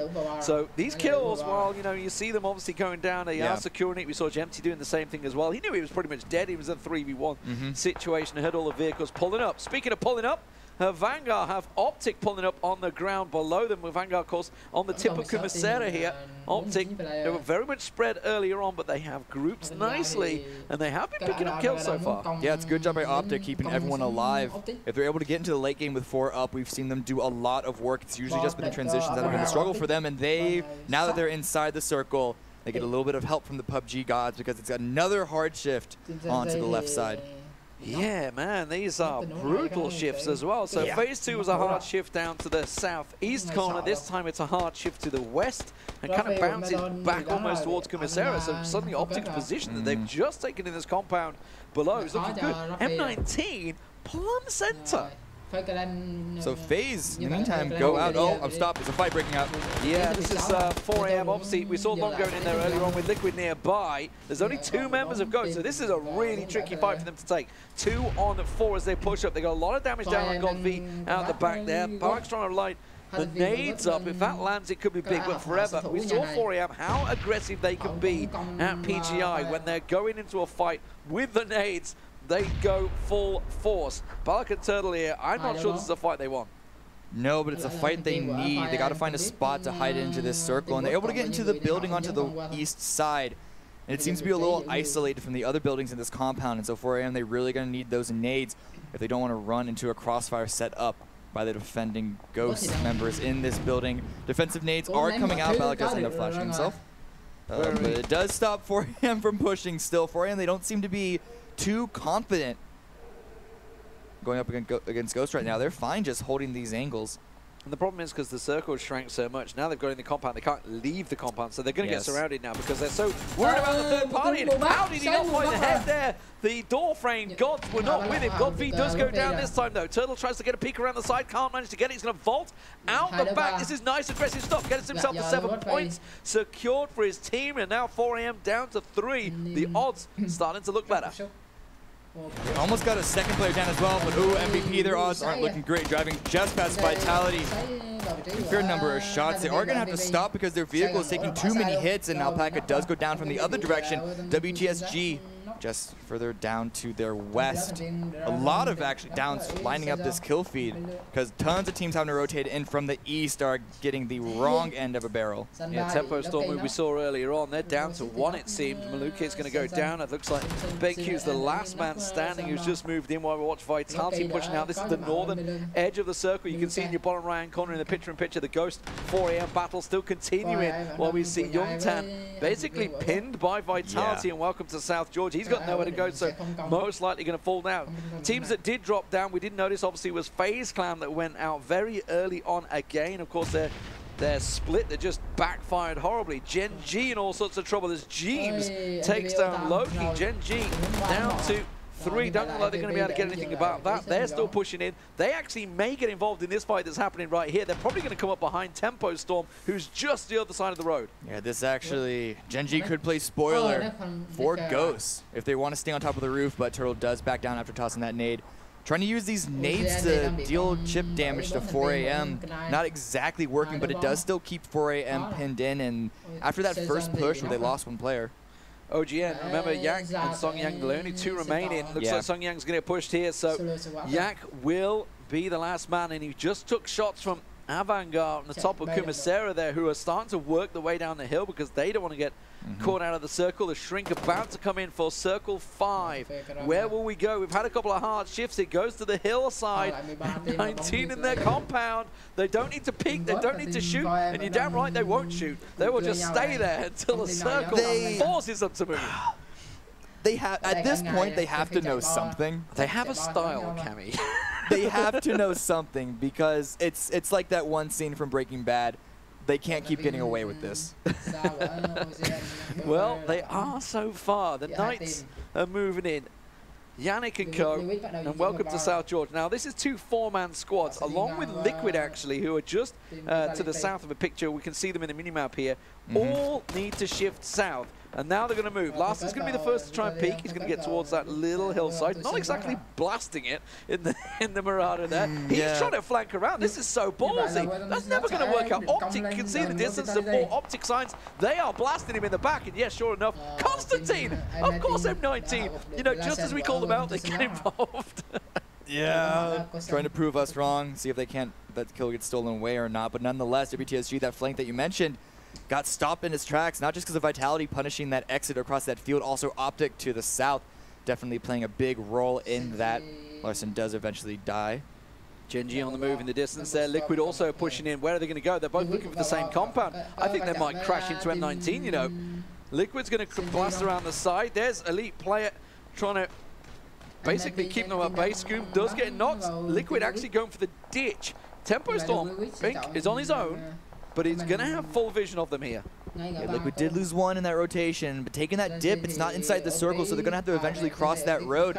Right now, it looks like they're a little distracted by the fight. Who's also distracted is Cloud9, stuck in their little shack, and Ghost, well, Turtle tried the wraparound, did get taken out by Forever. Balak got away. I don't know whether he's going to survive, though. He's actually just ran around south of the Knights. M19 peeking out of their shack.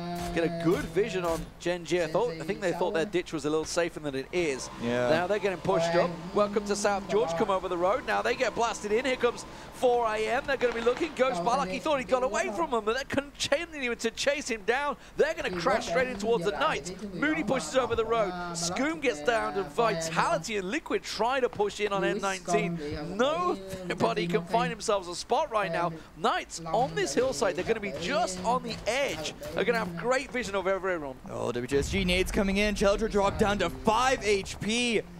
Simpson does get picked up, and oh, Samty's taking a lot of losses as well for Liquid. I think there's only one left, just James trying to barrel somewhere. Is he going to be able to get away? I think his vehicle's been picked off. Liquid will go down 12th place for them. It has been a brutal shift for everybody that was up in the north. It's very much open. We saw, what, 4 or 5 teams all trying to make this rotation. It's not worked for any of them so far. Well, the top half of this map is a big, giant open field with one cliff overlooking it, and it's going to continue to swing west. Vitality, they have been able to wrap around clockwise to the east side, overlooking M19, but they have their sights on that compound. M19 do have to leave the majority of it, while Tempo Storm, and I believe also C9 just got completely eliminated. Optic putting a lot of work for the NA side, however.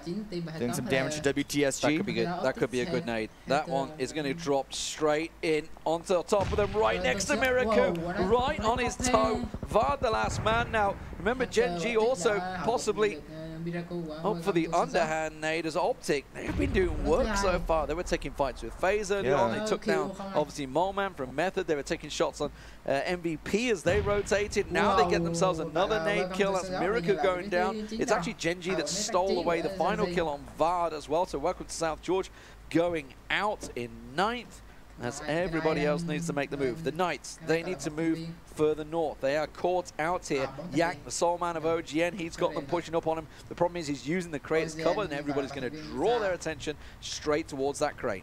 Yeah, if M19 even looking his distance, they're going to spot him out. But Voxic, they're distracted by a fight with 4 AM, taking the position. That ball grabbed, and nice shots from Forever is going to knock Voxic.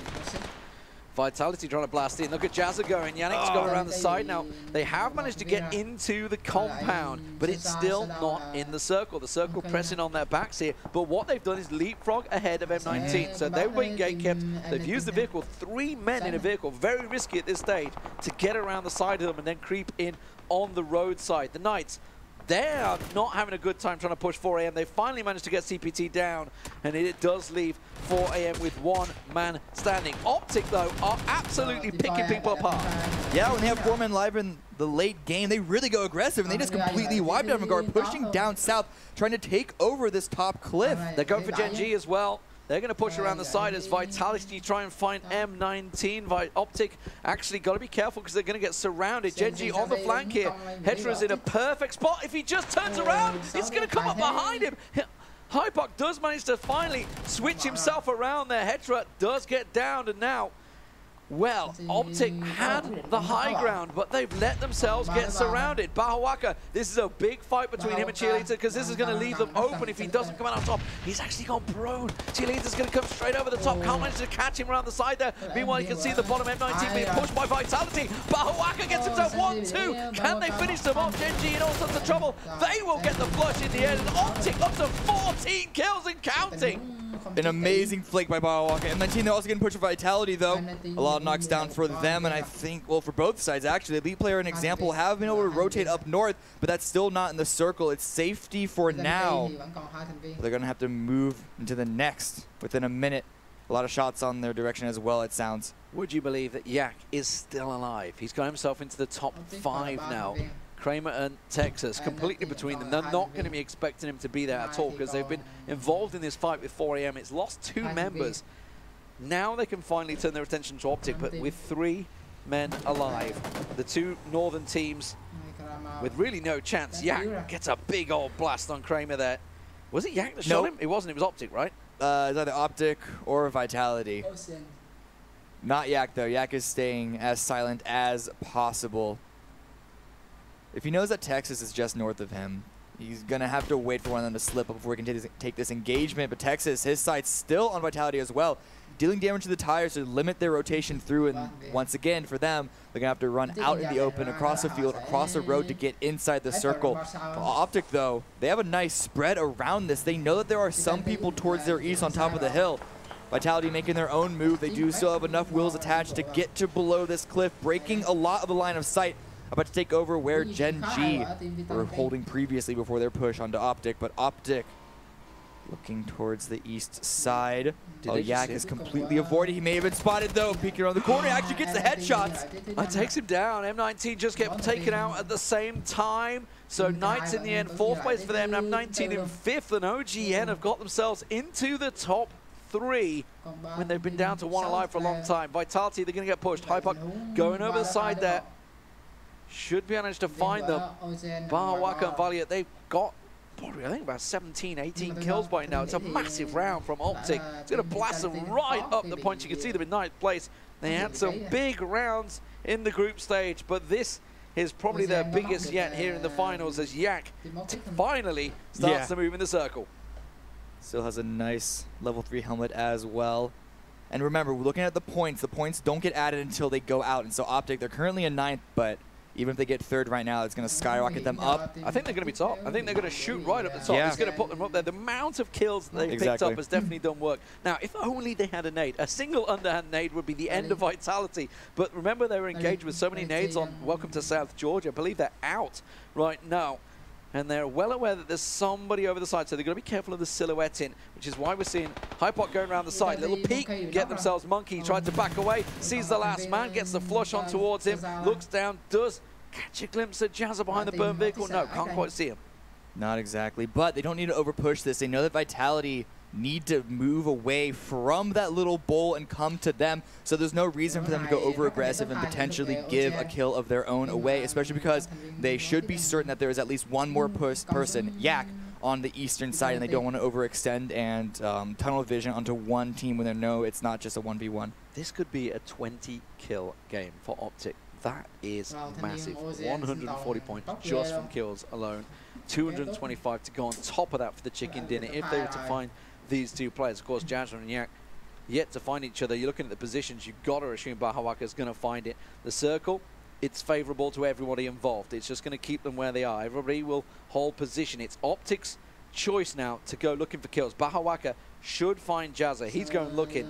He's looking down at all the burnt vehicles right now. We're not seeing it. We're watching Valiant. He's looking completely the other way. He's not really going to see anything over there. Trying to nade out the positions. Yak still keeping himself as quiet. He's tier 3'd up, Yak is, by the way. He's got good gear. Totally possible. We've seen some pretty crazy close finishes. I think a Moody, obviously, against Moleman just 2 games ago. Circle's closing in now, and Jazza, because he's not moving, he's actually getting himself stuck in the bowl. He's just hoping that, in this case, the other solo does get taken out, and he tries to go for a second instead of a third. But by staying here, by not flanking around into the angles that were, held by Optic, he is going to end up getting stuck. But the nade's coming out by Optic. Molly's going to try and flush people out of little corners that may or may not be there, but they are searching on the run. Bahawk and Hypok going around this corner. Yak! And a couple of initial good shots, but not enough damage, and he gets taken out. And so Vitality do get second place, but now that the circle is going to shrink dead center on top of the cliff, Jazza, it's really not that many options for him right now. It's going to be difficult to scale that if he can at all, and he's going to be going right into the crosshairs of Optic. Second place, good for Vitality, no doubt about it. The story is all about Optic. They were taking fights from the start, and they're going to be finishing with 20 kill chicken dinner. A massive, massive game from Optic. No doubt about it. The green wall has arrived in Kiev. A lot of kills. A lot of kills, and a lot of them were on transitioning teams, transitioning players, and I called out at the beginning, having all the splits that they did were quite risky, quite ambitious, and we saw previously in other matches during the group stage that splits oftentimes worked against the teams doing it, but it worked out aces for Optic. They lost 1 person in that entire game, that entire time, and so they've been able to really adapt from what they learned during the group stage, and if they can put up another game like this, it's they're going to be up in the running. On the flip side, Method, we're at the top with a big lead.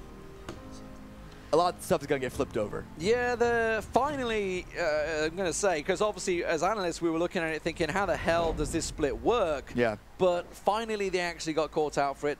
Individually being picked off left, right, center. Obviously, we saw Rafi sneaking it with FaZe. FaZe, another team that have not performed so far here. Method have had the points so far, though, so it's something that has worked out this time, though. Ironically, when the circle goes on top of them, they're caught out split too early. It's almost like Tempo Storm on Erangel, right? When the circle goes west, they're still split looting. It's a similar type of thing.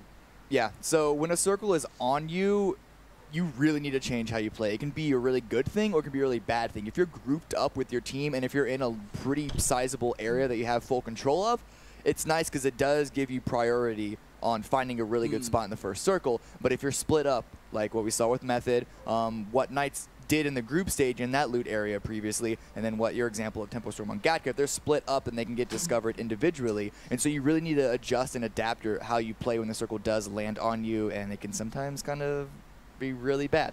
Consistency for Vitality. They're going to be happy. Won the first game of the day, get themselves another second place here. So their points is mounting up. Obviously, this is all about 20 games. We're not focusing on just the games today. Miramar today, Erangal's coming tomorrow, and then obviously back to Miramar for day 3 and Erangel on day 4. So lots of games to be played out. We can't read too much into the situation because some teams are better on Erangel, some teams are, of course, better on Miramar. But for now, 20 kill game. That's the biggest so far, no doubt, from Optic and the Green Wall. Let's go back to the boys.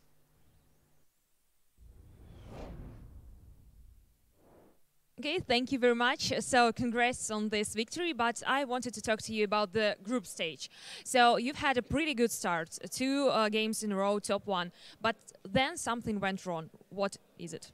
In the group stages, there was just a lot of teams that we haven't played against. We studied them, but there's so much footage that they put out. We made a lot of mistakes, so I don't want to pin it on like not knowing the teams. But we went to the drawing board after we made it out of groups, had those clutch 2 games, and we're coming back strong. We're fixing our mistakes, and I'm excited. So how do you find Kiev? Do you like the city? Oh yeah, I like the city a lot. The architecture is different. I'm not used to this. Yeah, I mean, just the environment, the food's pretty good. The women are beautiful. That's a big thing. And then, yeah, I like it. So you've been in Kiev already, I don't know, a week or so. Do you think this is an advantage over other teams who just arrived to the playoff?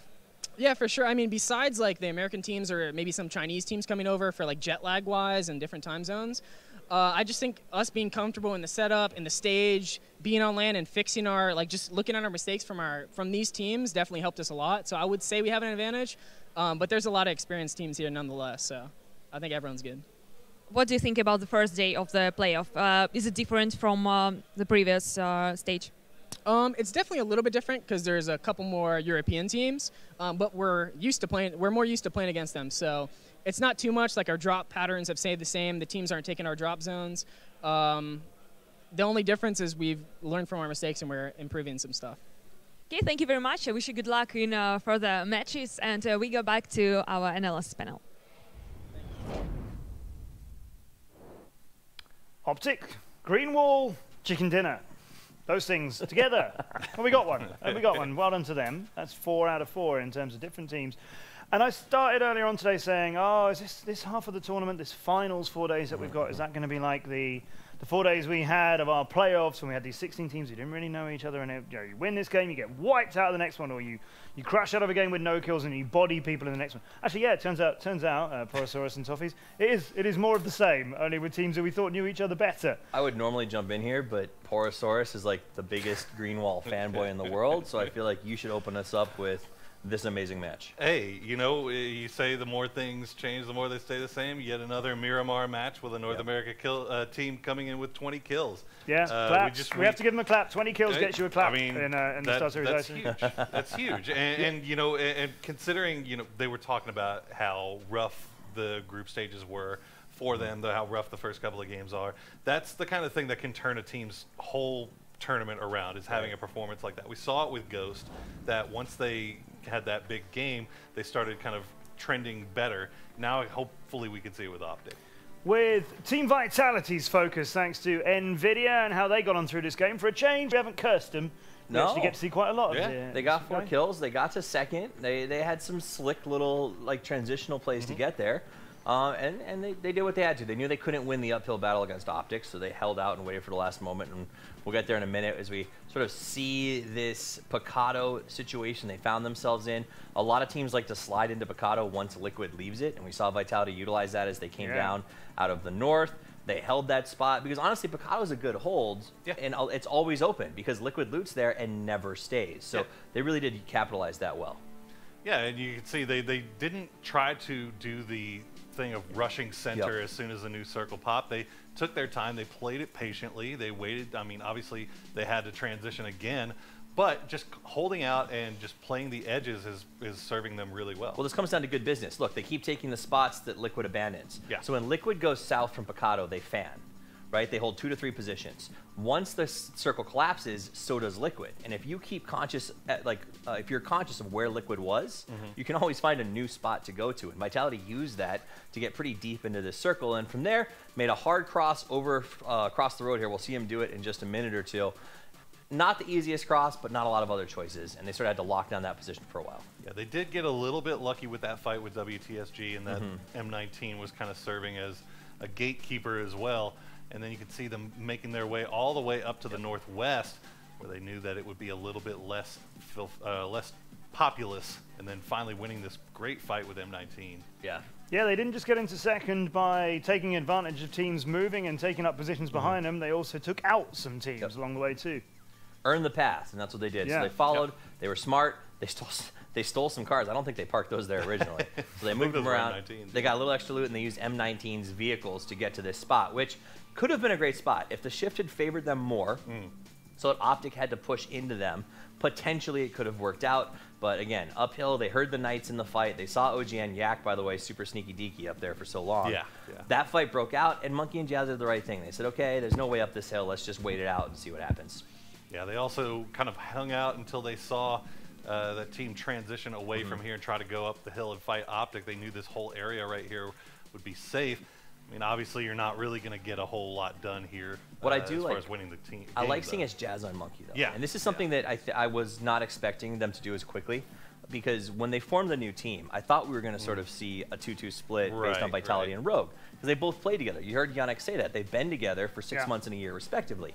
Instantaneously, as early as GLL, they were not doing that. They were splitting into duos that were this sort of Jazz, I think it's Monkey, and then Shadow. Or it's a better system. Yeah. And I think it's working really well for them. I think, you know, you're talking about the familiarity duos versus the duos of two players that complement each other. Their styles complement each other. And I think that's what we're seeing with Vitality, this new Vitality. 839 damage points, only 4 kills. But again, I think that says they're taking some more fights. They're feeling more confident. They're making the plays that we haven't seen from Vitality in a while. I mean, I'll be honest, old roster Vitality, whenever they rotated out of Milta, we all felt a little bit of dread, and I think they did too. They're not acting that way. They're going into Picado is a strong, bold move. Yes. And they're back on what they do best, which is bold plays. 310 damage. So he got 2 kills, but this guy, they were putting in a lot of work as a team. Yeah, video highlights take us to the rest of this 4th game on Miramar, and really hope we're going to get to see some of the Rafi fun. Yeah. That game between him and all of FaZe hung around for a while as he was hiding, and they came in and left without seeing him, and then the rest of his team fell down around him, and it all ended up all on Rafi. It was his great adventure. It was like Rafi goes west, right? It was. He kept kind of surviving, and he actually ended up hurting FaZe pretty badly and surviving longer than they did at the end of the day. Yeah. Which got him a whole extra 5 points for places after FaZe went out 16th. We'll talk about that in a bit. Yep. And Meta going out 15th. Nice shooting by Knights. Knights had a good position. They took that church. They pushed down. And I think they were in an okay spot. They hurt themselves, I think, a little bit on that rotation down. They got caught in that fight with 4AM, if I remember correctly. Gosh, look at and then it was just tough. Yeah, Heterar was putting in work. Optic in general just felt like their rhythm was right. 6 kills on Bahawaka, 6 kills on Hypoc. You talked about it earlier. Bahawaka, the best flanker in North America, probably top fragger. Arguably, because he knows how to kill, but what else does he know how to do? He knows how to stay alive. Amen. He knows how to stay safe. He knows when to be aggressive and when to pull off, and it's paying off dividends right now for Optic, at least in Miramar. So hopefully we'll see it keep going. Well, we may not, though. Let's talk about this. We were saying, and in that interview as well with Dave, about how, okay, so Optic have, they've woken up today, they've revived today, and they're getting to that position where we know they can do, and then going to take it from there. But they did not do that before. When we were in our first 4 days of this tournament, they got two wins on Miramar. I think XQuest got the first 2. Yeah, XQuest got the first 2, who are no longer with us, and then Optic got the second 2 wins of day 1, and then after that, for a long time, we're nowhere near a win, and barely, like right at the death of it, we weren't even sure they were going to make it into the top 8. And I'm gonna defend them here. I know that you're always stuck in the position defending them, but we saw what Valiant. I'll pass it over to you. Well, we saw what Valiant said. He said, "We know that we didn't do well in the qualifiers. We accept that. We went back to the drawing board. We didn't just go have a good time with our day off. We worked." And we came back with a new strategy. And any team that takes that time and that mentality to say just because we qualified isn't enough is a team that I have faith in to keep adapting on a day-to-day basis. So look for these guys to go VOD review, look for them to get stronger tonight, and look for them to come into a wrangle ready to play. That's what they need to do. Yeah, I mean, although I could say, the same could be said for Ghost. Both of these teams barely making it in 8th and 9th on the very last game. Yeah, I mean, they got fortunate to be here, but they're struggling so far. Well, the proof is in the pudding. Ghost, they came in next to each other. Ghost is in 13th in that match. And I think Ghost is just they came back from a bad first game. We won't write them off yet, but they just haven't been performing. I made that joke about Ghost Sunday this morning, but that really is Ghost. I don't know when they're going to turn up sometimes. Tốt ngọn tại Optic tập 2 tên vì là tên thầy tập 3 cái này tập bóng của xe by getting 20 kills and a win is equal the best performance we've had of any of the days prior to today, and that 20 killing chicken dinner performance was by Ghost. So this rivalry between these two teams continues, and now they have matched the best performance of any team. So little separate these teams. I mean, but this is my primary issue, right? I mean, again, I know Danny's a big fanboy over here, but look, Miramar is supposed to be the clear. This is the map that we are supposed to perform and come in big on. This is where we're supposed to make our money as far as points go. And so far today, we've seen a couple of times with Optic now, with Cloud9 previously, and now Optic, but you know, overall, it's been very, very inconsistent for me. Yeah. I mean, why? I think part of it is North America keeps fighting North America, which has been interesting to me. They're thinking very similarly in their rotations. Yeah. Because when one comes out alive, we saw that in the last fight. I think Tempo, Storm, and Ghost went head-to-head, right? Tempo got knocked out in 16th place in the last game because they went head-to-head with Ghost. This time, Ghost ended up hurting themselves and going out in 13th because they mixed it up with Tempo. Optic avoided that, played their own game, and then they got more kills in that game than I think the next 6 teams combined.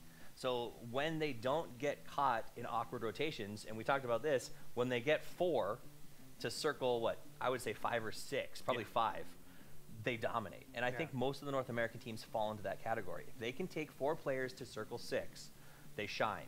But if they can't get there, those rotations have just been really, really weak. And the hard shifts today, That's at true. least earlier, have been really, really rough for them, and they've just had a difficult time handling them, just with, you know, based off the position where a lot of these teams are finding themselves.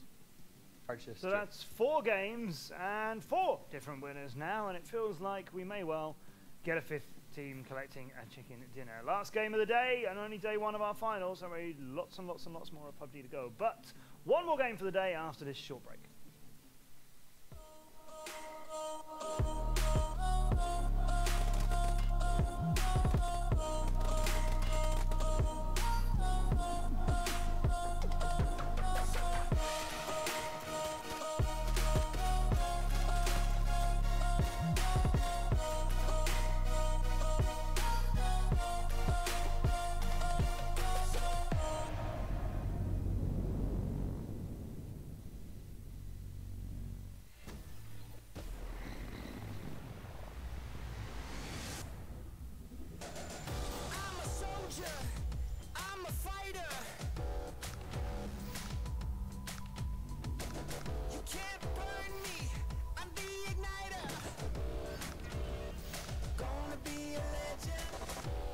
Take it all.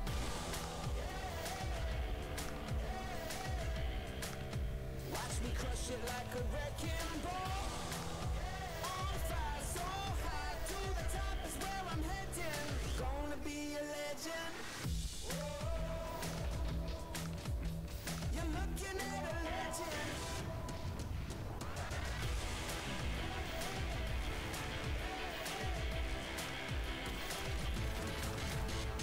Gonna be a legend.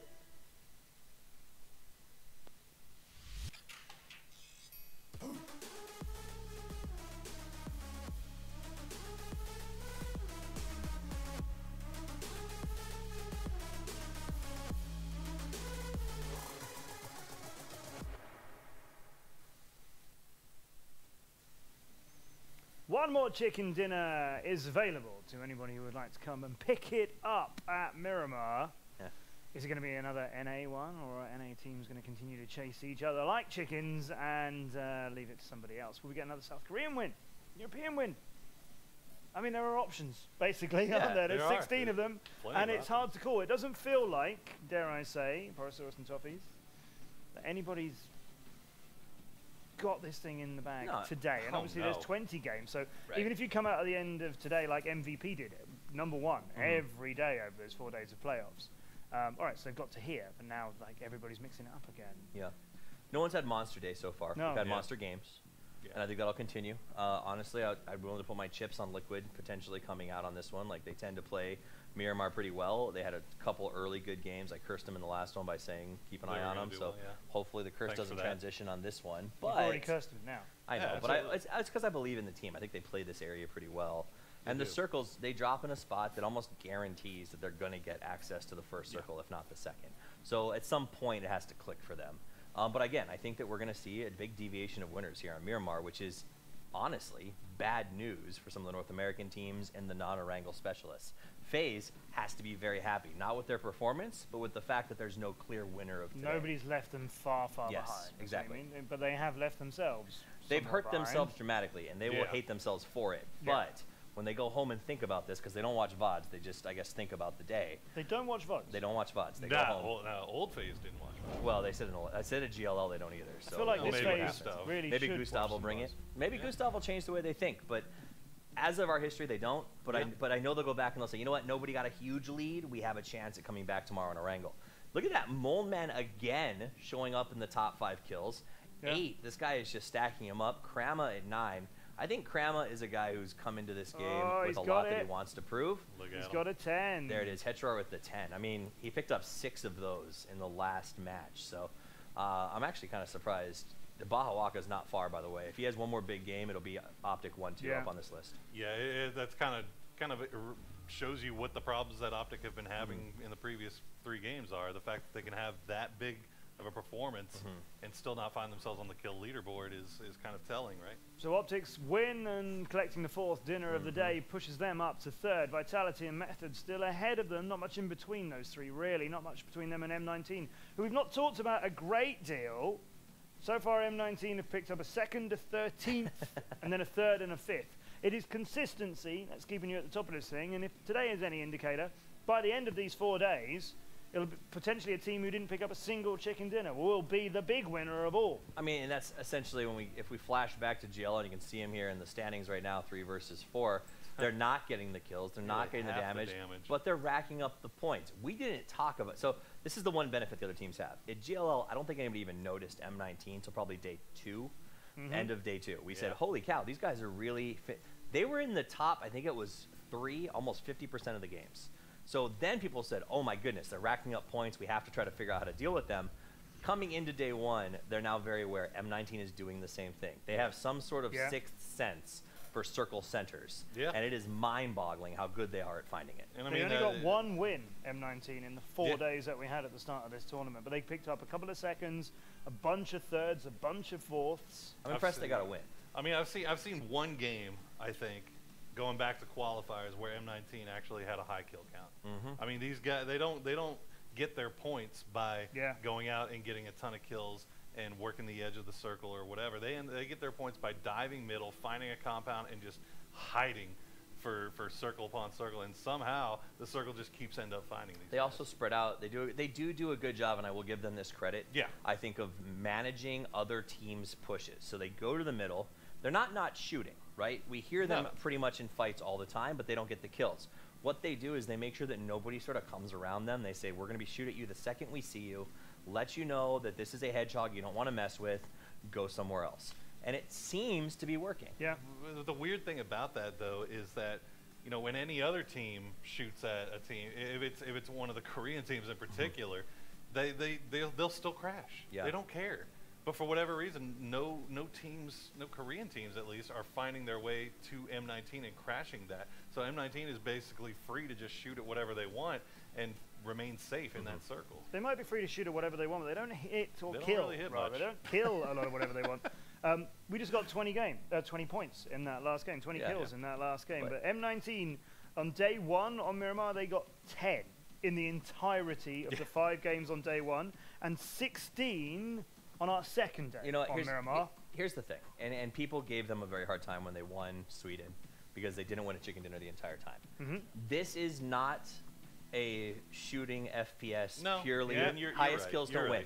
This is a survival game. It was designed to be a survival game, and they have found an interesting way to survive. I mean, I said in an interview with somebody that there's no way that every team could do this or the game would fall apart. But they found a niche and they're working in it. Well, and you can't begrudge them early PUBG days, right? When this thing started out and we were looking at it as being a competitive title, and I've worked on most esports and was going, okay, is that one going to work? That one's going to be different. We were aware from the beginning, okay, kills need to matter. And I mean, you could sit here and trash talk M19 all you want, but the fact of the matter is they've done it for GLL. Now they've done it for the qualifier round. Now they're doing it again for the finals. And they don't win because they're outright getting kills. There are other teams that could beat them if they played well. But imagine if M19 could get a few more kills. Right. And they can. They've got 2 really phenomenal fraggers. XMPL and Botchelin are phenomenal fighters. And honestly, I feel like they're wasted on the way M19 is playing because those guys are good. In fact, I say imagine if they get a few more kills, what that would do for them. They're going to need to, I think. Otherwise, they're going to be a brilliantly consistent team who hover around the 3rd or 4th here at StarSeries I-League Season 2. Ghost going north again. Campo Militar, they have abandoned Puerto Pariso. Abandoned all over. Well, I mean, they've been having a rough time with Genji. We talked about this last plane, though. M19, they got 1 win on the first 4 days, and that was on Erangel, not on Miramar. Will they round out the first day of the finals, Will One? Well, they're heading towards Los Leones. We're heading back to Demon and Cameron Davies for the final game of the day. Thank you very much, guys. Yes, and as we just had Poro points out, Ghost decided to go back to the top, as they did in Game 1. Obviously, this is something we've seen a lot from the North American scene, teams adapting to the plane path.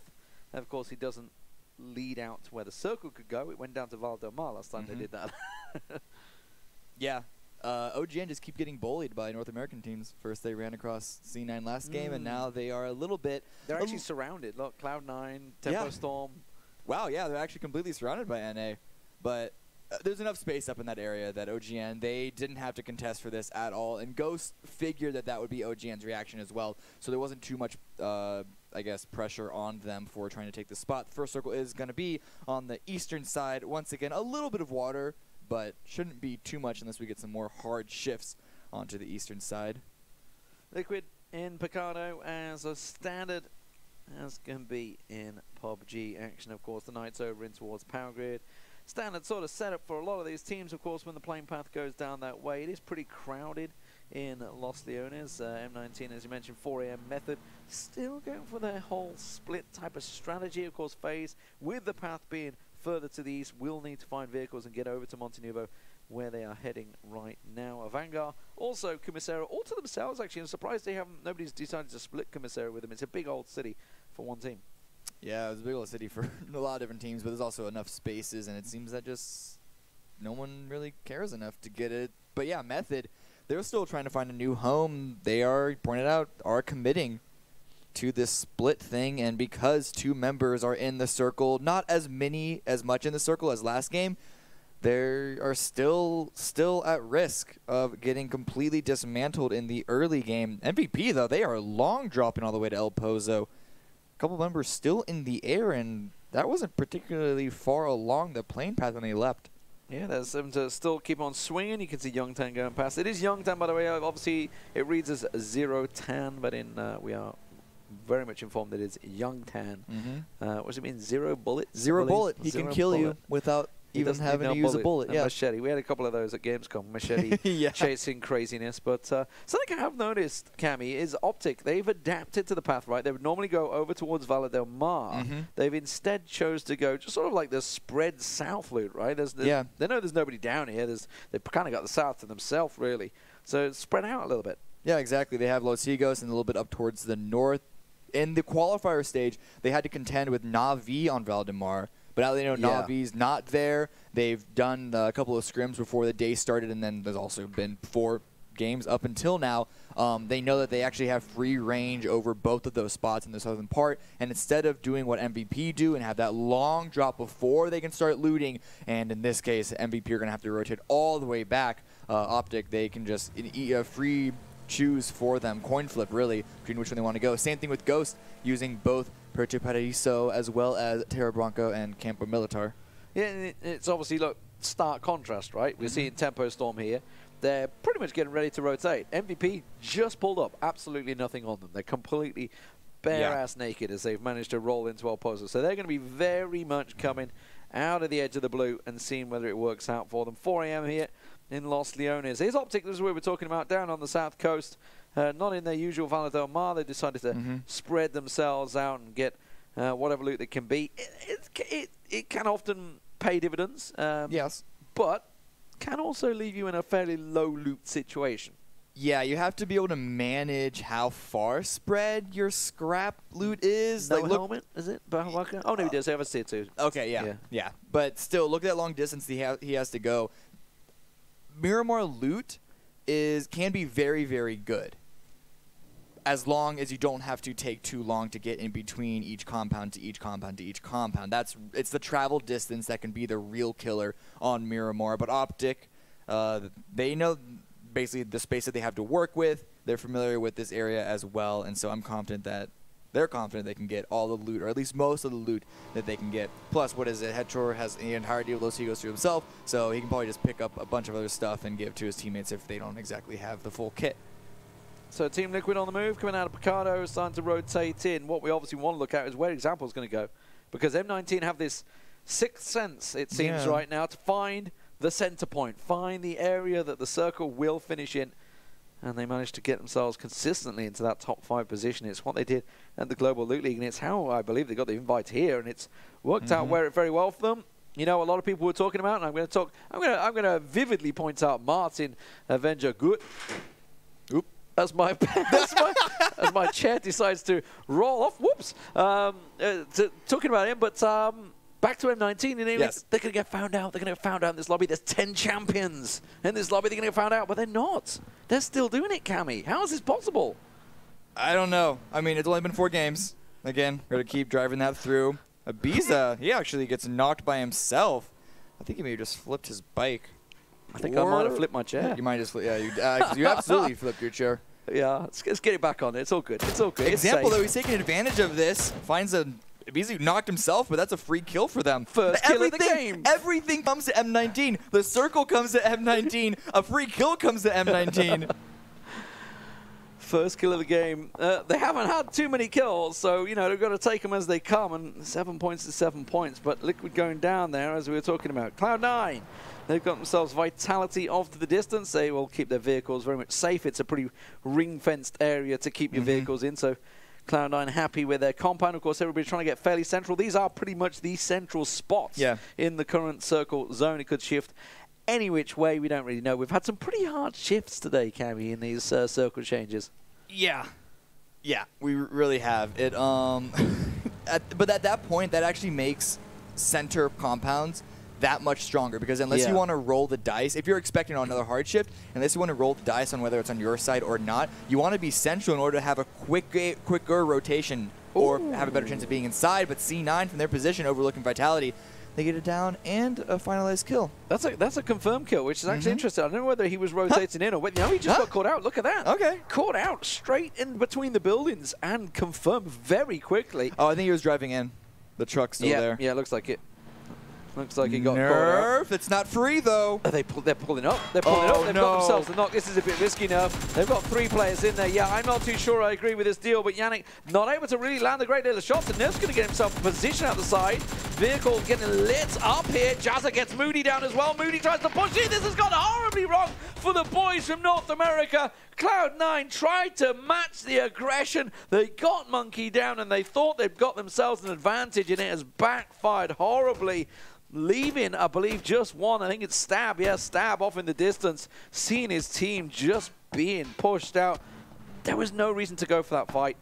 It was just aggression, and it's just bit them in the ass. I don't know what their read was to go for that. The only thing I can think of is that they got Monkey, and they thought that Monkey was the scout, not a follow-up. Because they saw him driving in, right? Yeah. They may have thought there's only one in there. We've got the second guy coming in. Let's catch them. Yeah, they must not have spotted Jazza or Yannick, because I think only just now Shadow is arriving. But that's 2 down for C9.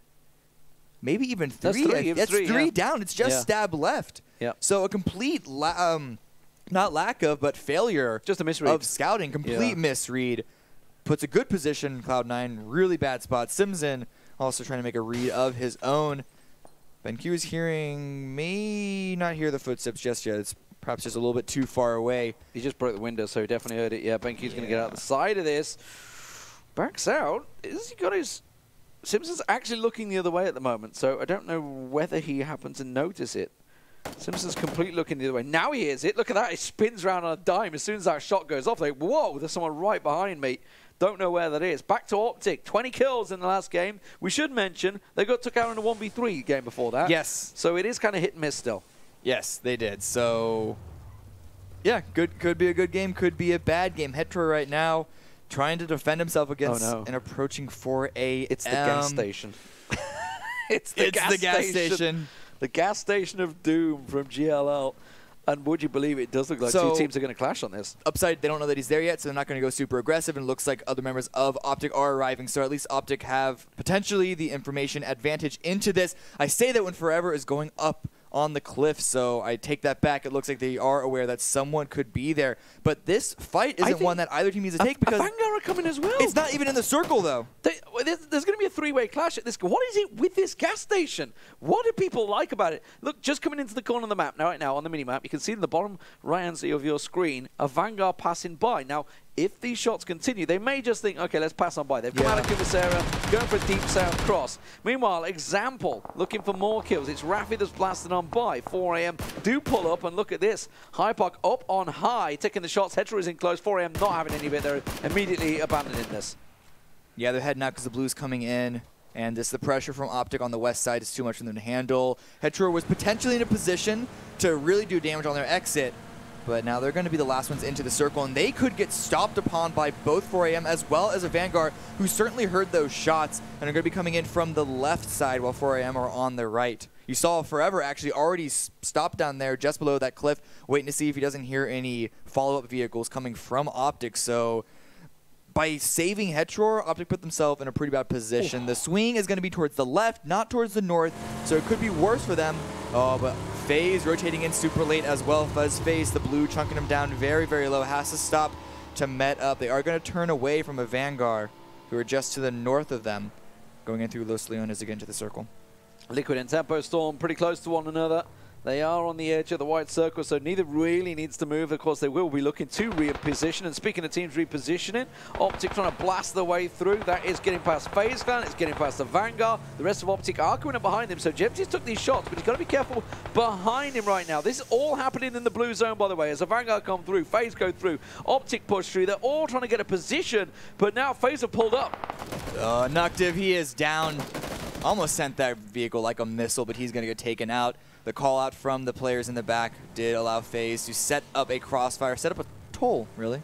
A pretty disastrous one, but still in the blue, still losing rotational timings. And so while they fight this out, while they scrap this out, they're only going to be slowly chunking away meds. But Hawaka did pull out his vehicle, see if he can get some return shots onto FaZe, but FaZe, they do have the cover of the cliff. They're going to be able to keep rotating through. I do hope they have the meds, though, because it's not dealing too much to them.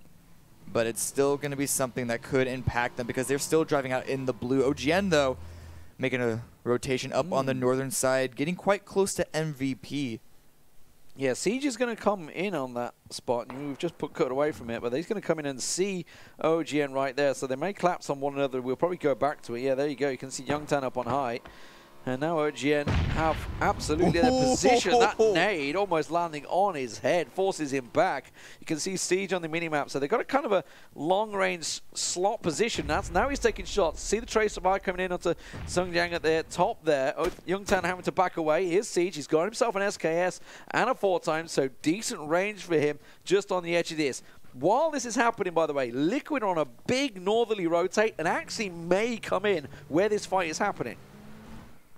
Yeah, they're going to be coming in just down that road. You can see them off in the distance. Pang is staying here on top of this hill. Gets a nice shot onto Chris's. Wants to keep OGN pinned down and keep them pinned onto the side and potentially gatekeep them in the next circle. It's going to be about 2 minutes before we see what happens there. Liquid are going to be hearing these shots, though, and it is going to deter them from going through this road if this was the plan that they were going for. 4am are continuing their rotate as well. They're following on the road, so they're actually going to come in the back of Liquid. Liquid pushing in. They're still driving down the road directly towards this engagement that's happening here. You can see MVP making the way down the road, backing away south. OGN holding the north ridge. Here's Liquid. Some acrobatics from Jeems. Everybody loves to see a two-seater bike doing wheelies. And we are no different, big kids that we are. But now they're going to be pulling into the compound. They'll be safe in there. James is just going to be scouting it out and say, okay, it's not the greatest compound. It does have a big hill ridge. Yeah. FaZe Clan, we saw them down south. They've got themselves a first kill. And more importantly, Cammy, they have 4 alive. Yeah, that's a big thing. Coming 4 alive under this circle. They're actually pretty alone in this area as well in the southwest. The only people they're going to have to contend with, the closest people are going to be Method just in the northeast of them. So they are able, this is definitely a better start for them so far. Optic, though, they're having a late rotation in themselves. 4am, opposite side, they're coming up all the way on the north side, a long rotation just past Liquid. And that's a big change for Optic. Remember, they were actually way down. They were going Los Leones way. They ran into FaZe. They saw a Vanguard getting taken down. They were like, that's a FaZe Clan toll booth setup. And turned around. So they've been in that blue for a very long time. So they're going to be low on meds coming into the fight, which they do have maybe Impala to pass through, see if they can collect something. But you can see he's still 2 first aids for Valiant there, so he should be safe. He's going to have to stop and heal himself up in a moment. Ghost, they've got Liquid. So Liquid's been slowly making this creep down from the north, but Liquid have to be wary of 4 AM working in their backside while Ghost hold the hill. Like, we are in a good spot. They did take that ridge that you pointed out being the weak point of that compound. They then took that to try and put some pressure on the area around them rather than kind of cornering themselves in that area. And they are going to have view of 4 AM while they roll up. And so 4 AM, if they just want to bomb into that compound, it could be disastrous for them. But it seems like they're okay stopping in a 2-2 split, just kind of taking stake of the area around them while this next circle closes. And we're going to see where, if it does hard shift, where the next circle is going to hard shift. And it is going to be northwest directly onto MVP. So the MVP OGN battle, there's fairly open ground in that northern side. Yeah. We'll see whether anybody decides to rotate around the back. I'm thinking maybe 4 AM could be looking at doing that. But the southern side of the circle is going to get very congested. We're seeing Gen G pushing through. Remember, Stab's on his own. The rest of Cloud9 are wiped out. He is going to have to get out of here. He's realizing I cannot hold this compound against this team. Vitality, the team that executed Cloud9 on their push, managed to get them past. They're all trying to push for these positions in Minas Generalis. This is not going to be safe for anyone. There's 1, 2, 3, 4, 5, 6 teams all pushing into the same space right now. Oh, Gen G, they are combing through this entire compound. It's on the edge. They like to play safe for the early mid game. And they're choosing where Stab's position is. Loki jumping right on top of him and immediately taken out. No chance. Loki taken out very low. But the rest of Gen G would be right on his back anyway, so that's going to be Cloud9 going out in 16th. And this is the polarizing factor, right? They got the chicken dinner in game number 2. And again, they go out really poorly placed in 16th place. Doesn't give them a great deal of points. If anything, it's 5 points. Not really worth mentioning. They didn't even get a kill in there either, No, I they don't did. believe. They got that kill on Vitality. Did they? Yes, they did. Yes. You're right. Yeah, they took Monkey down. Meanwhile, we are looking at a Vanguard right now. We can see them working up the hill. Vitality are there. M19 are there. Gen G are nearby. Welcome to South Georgia. Their Ghost are there. Everybody congesting on this one big compound at the Minas Generalis and water treatment. It's essentially a city where it's just it can get really clustered together, except it also has the added elements of the verticality of all the cliff sides, and so it can be very complicated to fight in this area, especially if you're trying to retreat, and this gives Ghost a good advantage to pick up a lot of kills if the shift doesn't stick on this area. If it does swing north and all these teams inside Minas Generalis do have to leave Ghost, as well as Knights to the left side, 2 teams who actually like to do this style of play, can get a lot of kills when they're retreating out. I'm very impressed that Optica still managed to get themselves inside now, out of blue. There's still blue pushing on the backs, but they are working their way in. They are in danger of running into the back of Gen G. Knights, meanwhile, very aggressive stuff here. Look at this from Voxic, up on top of the warehouse, taking a peek, and there's a lot of players that could be looking his way. FaZe Clan nearby them. You can see them on the minimap there. There they are. The other side of this hillside, they've managed to keep all 4 alive somehow, by hook or by crook, as they work their way in there. Method, another team we haven't mentioned a great deal of, they're actually taking a western rotation. They're going to be coming in near MVP, and they may even look to be crashing into the same compound. They may actually, but Voxic, they're taking shots at M19. M19 trying to get a better position on the western side. Don't want to dive deep into Minas Generalis. And the shots are coming out. Not too many of them are landing, but it does put a lot of pressure on M19. Method, they do pull up, use this ridge to scout out MVP, and it looks like they do spy each other out. But shots coming in from FaZe as well from the south is going to potentially third-party this position. And so Method, they're going to have to figure out what they want to do. M19 also taking shots from the Knights. And so it's actually the southwestern side that's putting a lot of pressure on the entirety of this circle. Next circle shift is going to be a bloodbath. 55 alive, and a lot of teams starting to compress very much close to one another in Minas Generalis. If this swings north, it is going to be a massacre of almighty proportions as they move down. If it goes south, well, all those teams that are trying to play as edge as they can right now because it isn't safe in there are going to find themselves in a real sticky situation. Circle continuing to push in as Bahawaka gets down. This is what Optic, as I was saying, they are going to come in on the backside of Gen G. Gen G spread themselves really nicely, went for a bit of a 2-2 split here, and they've caught Optic very much on the hop in the blue. Gen G in the blue themselves, though, didn't exactly want this fight, and the shift is going to be away from them, so they want to win this fast. Simpson peeks up, gets a nice shot onto Valley 8, knocking him after his team just took care of Bahawaka. So Optic, a lot of damage.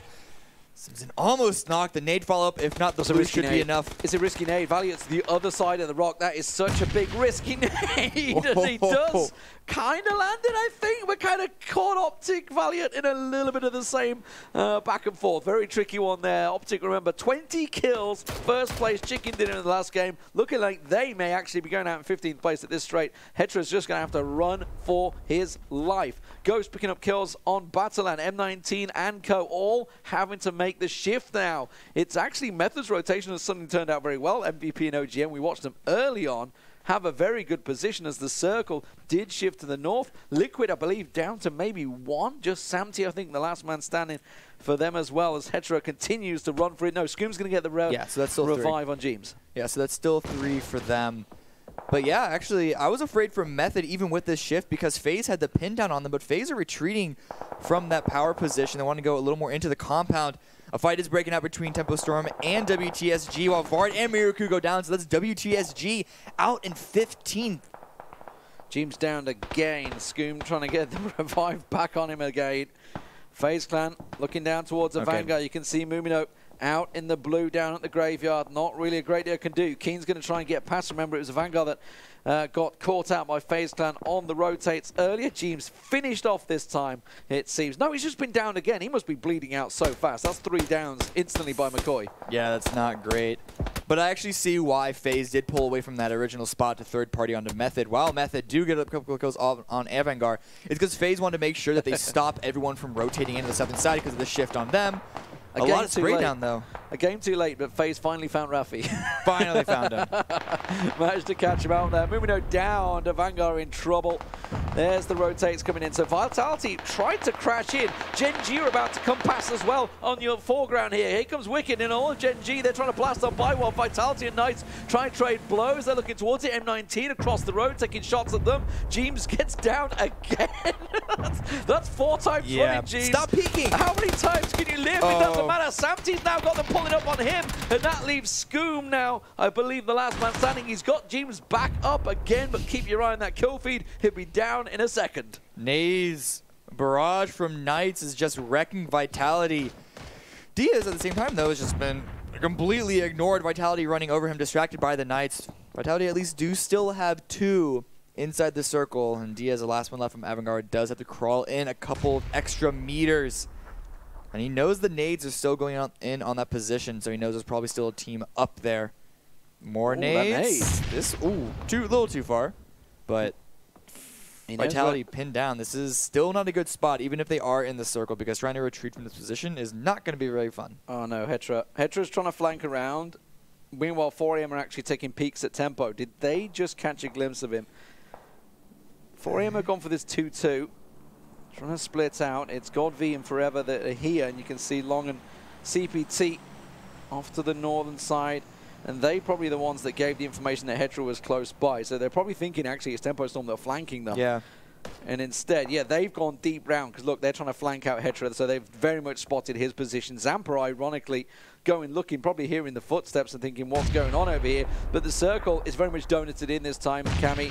That is going to be brutal. Look at the outside of the circle. Look where the Knights, Vanguard, Vitality, M19, FaZe Clan, Method, 4AM, Tempo Storm, Optic, all need to get a move on along with Ghost. Yeah, it's Gen G in dead center taking that little shack that they stole away from Samty, but as you mentioned, all the other teams are going to have to crawl in. Ooh, Diaz running around the side, taking a little bit of blue damage, but he wants to isolate himself from Vitality because he would have to run out in the open, and that would not be a good spot for him. Knights, I don't think they know that he's there either, and so their focus is going to be on getting into the circle. You can see them hopping into the vehicles. So here we go. James is down again. Sixth time? Stop peeking. Stop peeking. Why are you peeking?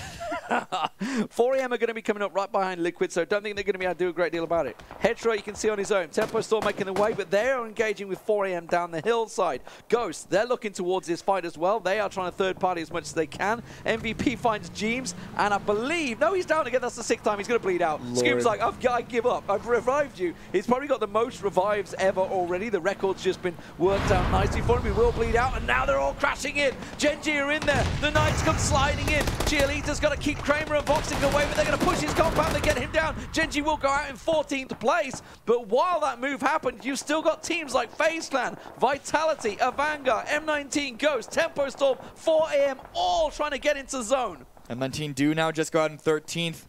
Ghost, having just wiped that team, still have to crawl in from the southeastern side, but looks like Tempo Storm may be rotating down onto their position. FaZe as well, they're going the aggressive onto the Knights' previous spot to find the last couple of snakes. Shadow gets discovered. They're going to be out in 11th. I think Diaz from Vanguard also just got taken out by them as well, and they are still going to be pushing up, but we saw what happened to the Knights. Their only option was to go dead center, so I don't know how many options FaZe are going to discover for themselves. They got nowhere to go. Look at this. You got Ghost shooting them from the left, and as soon as they peek over the hill, Method are lighting them up because they were engaged with Method earlier on. They've got nowhere to go other than maybe doing exactly what Knights did and just crashing straight in towards that small shack. Meanwhile, Tempo Storm, 4am and Ghost, they're in this crossfire craziness that's going on the eastern side as Ghost try and lay down as much smoke as they can. 4am, it's black and 4. Tempo Storm getting as much as they can. Your boy Dre tries to push around the side. He gets down by a name from God V, and now FaZe Clan also getting lit up by Method. As I mentioned, they've got no way down the hill as Maluke suddenly realizes he's the last man standing for Tempo Storm.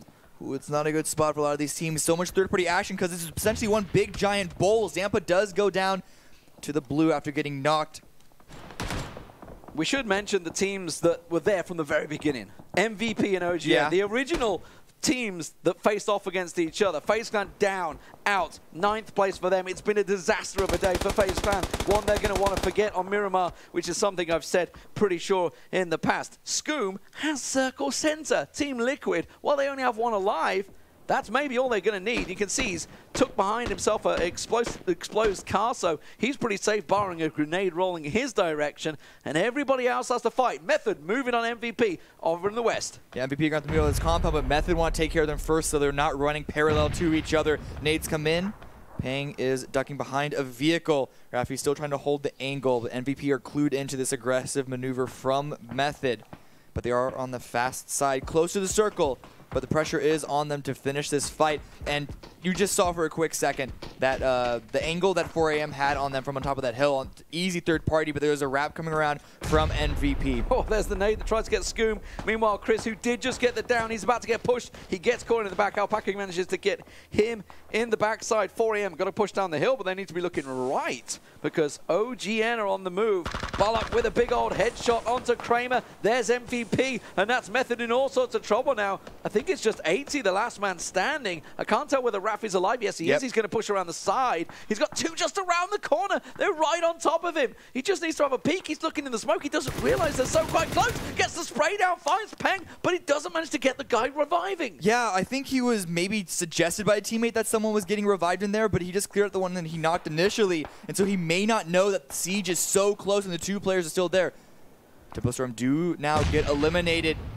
8C and Rafi getting completely surrounded by MVP, while Balak, last member of Ghost, is being shot at by virtually everyone in the entire server. 80 gets Alpaca. Method and MVP are just tearing each other apart. Rafi does get gunned down. 80 replies, pushes around, gets Youngtan. Sees Siege, dips back into the smoke. Rafi was dealt with. 80 comes back around the side. Does he see Siege? He does, but it's too late. And Siege will get Youngtan back on his feet, but the damage has been done. They're down to 2. The Knights with 3. 4am, I believe, still have 4 alive up on the hillside. Now, look at the spread you can see there. Scoom lying in wait. Knights spread down low, but it's OGN and 4am now that are engaged in possibly the fight for victory.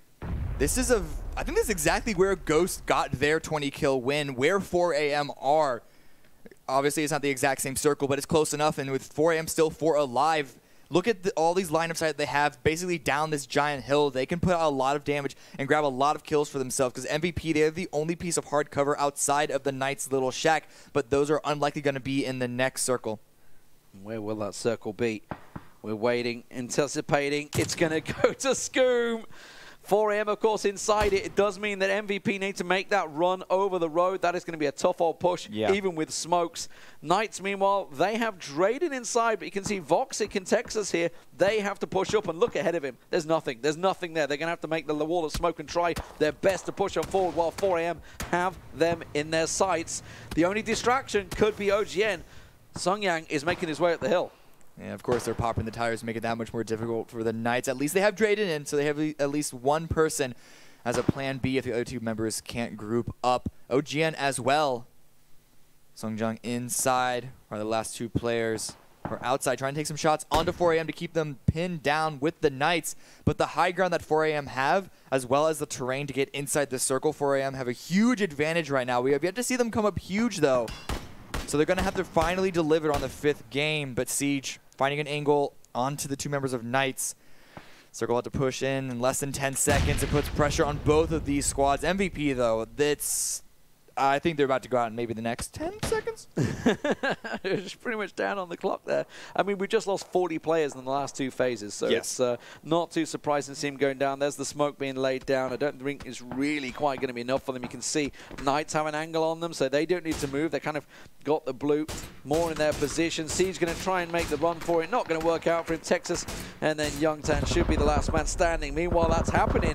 OGN going to try and get a peek around the side there. MVP will go down in 5th place. No too surprising there. Sung Yang tried to push onto 4AM, but take a big bit of damage. And now 4AM trying to take a position on them. Mira fights forever, and the Knights are taking this as a chance to push. Texas gets up behind the rock. Scoom just down low. Does Texas even realize? He's so focused on 4AM on the hill. He's not even looking at Scoom. Now he pops the smoke. Now he absolutely knows he's there. Voxic will get down on his push up the hill, but Texas got in a close flanker position. It could work out for Knights here. Ooh, that truck, will it do it? It does knock Voxic away, but here comes the push from OGN just up the hill. Mirror off in the distance, down the hill. Still trying to find a separate angle, but Godby pushes over. It's a 1-for-1 trade so far. Sungjung with a trade back onto Forever. A nade coming out. Don't know if that's a frag, but trying to go for the spray again. The revive is coming from 4AM if he doesn't push. Texas is watching all this play out. He's looking to see him get an angle. Sung Yang finds another head there. Suddenly Long and Godby gets to push around the side. Long took a lot of damage. He's going to try and push. He will have to back away. Does get the revive in. Texas won't get involved. Any nade there would have been absolutely crucial, but it's given Drayden a chance to flank around. He's coming around the backside of Mira. Should be able to find him. He's got the tree kind of blocking off 4AM's angle, and Texas is on the move again. He's looking to get a little peek around the side, wants to get as much information, but Scoom is sitting in that rock, and he may even be able to sneak himself into 2nd place because they're all engaging without him. You'd think that the smoke that he deployed when Texas approached would give his position away to that player, but Texas is too distracted by 4AM. At least Scoom has the lineup, no heals, which is why he's sitting at around 25-20% HP. If he goes for this shot, it's actually going to give him a bad position. It will give him 3rd. He's going to go for it. He doesn't know Drayden's behind him. He doesn't realize Dre's behind him yet. Dre didn't even look. I think Dre's still down the hill. I think Drayden is still down the hill. I don't know the line of sight was there. Drayden's so distracted by the OGN players. The shift was up into the northeast onto 4AM once again, and so they don't need to push that much at all. It's all on the other teams to work in tandem to upset their position.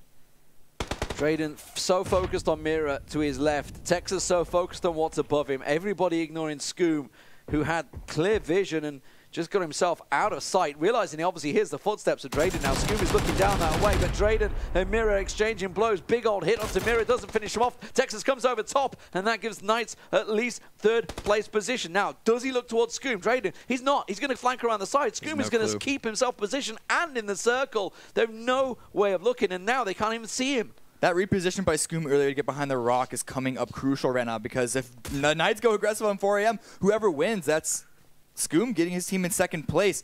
And it is looking like 4AM have a good position. The thing is, 4AM are going to be looking at this and thinking we're in a 3v3. We're in a 3v3 right now. Because they know that there's 6 alive, and they're all down the hill. So they know the Scoom's there, because they've been knocking Scoom and Jeems constantly. Okay. With the slow, steady play that 4AM have been doing, this actually gives the Knights the opportunity to get the center circle. And because once the last circle closes dead center, this will force 4AM to actually push into the Knights. And even though they have more men on their side, the defender advantage could give the Knights the opportunity. 4AM may have misplayed this by taking it just too slow. Scoom has no meds, no nothing. He's just sitting waiting. We can see them all playing out. He's a spectator just like we are right now as Texas and Drayden get a peek around the side. The question is whether Scoom decides to go aggressive. He sees Texas. He goes aggressive. He gets Long down. That's a big old knock. He's going to finish it off. Suddenly they're down to a 2-on-2 and Scoom keeps on creeping forward. Scoom's looking for themselves a kill. Texas goes looking aggressive. Forever gets a peek on the head, but he doesn't go for the shot. Texas gets it. Gets another down. Forever down instead. CPT tries to push around the backside. Scoom's going to come up for the backstab. 4am finds Texas. Drayden goes forward. It's now a 1-on-1-on-1. Scoom goes for it. Gets himself the kill. He can actually pick up the win here. CPT versus Scoom. Scoom has no meds, no nothing. It's all about whether he sees the head. He caught a glimpse of him. Tries to go for it. No, doesn't quite get it. 4am will take the chicken dinner. But Scoom, by hook or by crook, gets himself a second place finish in possibly his final ever LAN for Team Liquid. What a final play by him. The Knights completely overlooking his position, and that just, with Texas knocking 4am, so many members, bringing it down to a 1v1v1, they could have gotten this if they just checked their backside. And if Scoom would have maybe just waited a little bit longer, he had to move because the star was on him, obviously they're pushing his back, but if he'd have waited for CPT and Knights to take that fight on, do the damage to one another, and then come in and pick up the chicken dinner. Who knows? There's so many players in such a pressure situation. Yeah. To get second place out of the position he was in, just to sit behind that rock for so long while everybody fought. Crazy. Yeah, and just the information that he had meant that it was basically a coin flip for the decision that he would make. Like, he knows that Texas is getting these knocks. Does he want to keep letting him do it before he goes for the pounds? Liquid got one kill in that game. That was it. Yeah. One kill on the Knights. Crazy. Knights, by the way, they got themselves 11 kills total out of OGN, of course, and MVP in 4th and 5th. But it was 4am that came out on top. The 4 angry men are ready and waiting. Amazing stuff there. Godv and co. They just crept up the hill, and you said it yourself. It's the exact same position that Ghost picked up their win, and it's just an advantage. It's interesting, though, the way that obviously the circles swung. We were looking at OGN and MVP, chose not to engage with one another, and sure enough, the circle goes their way. Now, if you think back, we were talking about Liquid coming in there. They could have been in that position on that hill.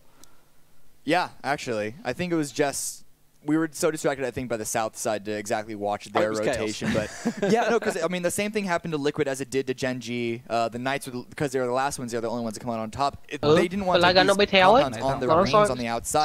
But other than that, it was a wide open field with like 2 shacks. Nó soi cho zombie tự đánh mình hay sao? Mẹ em ơi, đéo có đồ ăn em ơi. Đéo có gì anh ơi. Này anh đến một cái căn cứ quân sự nhưng mà đéo biết đường vào, giờ sao ra? Anh tìm đường lên, nó có hàng rào ấy, hàng rào nó có cái lỗ chui vào ấy. Nhưng mà cẩn thận bọn robot nhá, nó bắn chết luôn đấy. Em vừa bị nó đi con mẹ sấy cho một nguyên. Anh chạy xuống B1 lên đồ. Có gà này, có gà, chị mẹ, có gà, có gà. Ta đang ở cái căn cứ to luôn ở chỗ B1 đấy. Gà này. Đấm chết mẹ con gà đấy, ăn thịt em ơi, thịt mẹ làm. Rồi em thấy chỗ anh rồi, dưới B1 ấy. Anh biết rồi, cô càng ngày càng xa chỗ em nhỉ. Đâu, con gà đấy. Đâu, Huy với anh xe mẹ đằng đâu ấy? Anh với Huy đang được đuổi gà em ơi. Dựa C2 bên phải dựa C2 anh tí.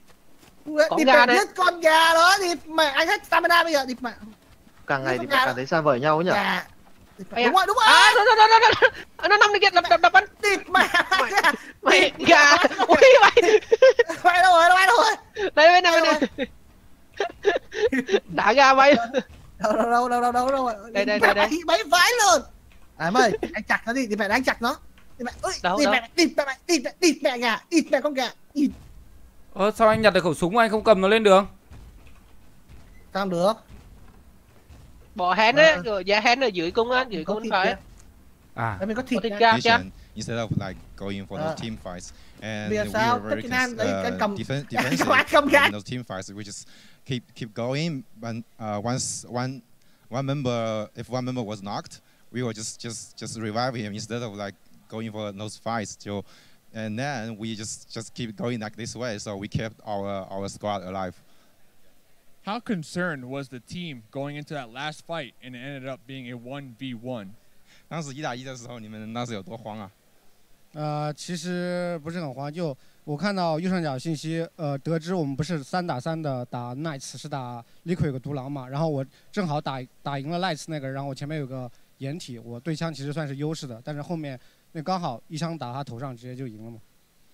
I'm not concerned at all because at that time I saw the information. I knew that it wasn't 3 versus 3. So at that time when it's 1v1, actually I had the cover, I had the advantage, and I just had a headshot towards him, and then I win the fight. So, do you think that these leaderboards are going to be shifting, sort of like the qualifier stages, or will we start to see some, top-heavy leaders.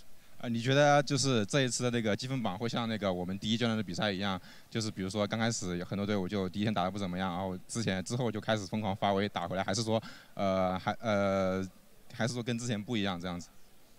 我感觉这种强队的话，打得好的会打得越来越好，但是前面虽然打得不好，但是会调整自个儿，也打得越好。是强队始终是强队。Those strong teams are always strong, no matter what. Yeah. Is there one thing that the team has learned from today that they can take away and improve on moving into tomorrow? 你觉得你们今天有从今天的比赛中学到什么可以明天用到或者后面的比赛用到的吗？就我们学到了很关键的一个，就是我们在圈2的中心点是完全没有意义的，因为那个圈会切角，然后我们只要待在圈边的话，操作空间可能会大一点。We will like in the phase 2, like the second circle, we don't need to stay in the center of the circle. We just have to stay at the reach of the circle. Just keep like gathering information and like keep going. All right, well, thank you, Captain, from 4 a.m. Thank you, sir, for translating for me. That's going to be it. I mean, that's day number 1 of the final stage. 1 day of Miramar in the books. Let's throw it to Desk. Matt, what do you have for us? Thank you, Mustache Dave, talking with the captain of the 4 Angry Men and the 5th winning team. Yep, we did it. We got 5 different chicken dinner teams out of 16 across 5 games. Felt like it was going to happen. Felt like nobody had the clearest ownership of the day. Chinese team getting a win is something that whole region must have been crying out for today. I mean, you saw them at their desk. They were super hyped. They were very hyped. They were very excited. I think it was. I think it was only a matter of time. You know, we saw how well the Chinese teams played in the qualifiers. Unfortunately, none of the 3 making it, but all 3 right on that cusp. Any one of those teams could have made it in those final games. And now we're seeing it's not just, an OGN thing. It is a regional thing. These guys are really good. Yeah. Here are the highlights with NVIDIA of our final game of Miramar. For Vitality, shorter than they would have liked it to have been. For FaZe, the whole day is something I think they'll be keen to forget. Yeah, I mean, they'll have to go back. They'll go back. They'll forget about this. I think they'll come back strong tomorrow. They know they start with a wrangle, so it is what it is, and they'll sort of hopefully shake it off. But again, this is some of the worst I've seen from them on a day 1. So they do have a tall order in terms of making comebacks. I think they've had some pretty bad day 1s before. And that's one thing that you could say about all of these teams. I mean, these are the top tier teams in the world right now, and none of these guys are going to get tilted by a poor day 1 performance. They know that it's 20 games. And when it's on the map that you know you're weaker on as well, then it is easier to swallow, isn't it? M19, Vanguard, Vitality all left us in quick succession just now. Prior to that, Gen G. In Porosaurus, you were saying that Gen G got Gen G'd. Gen G did get Gen G'd indeed by Knights. They got ran up on in that shack that they were holding, and that is something that we've kind of come used to seeing them do to other teams, and it happened to them this time. Knights end up in a 2-on-4.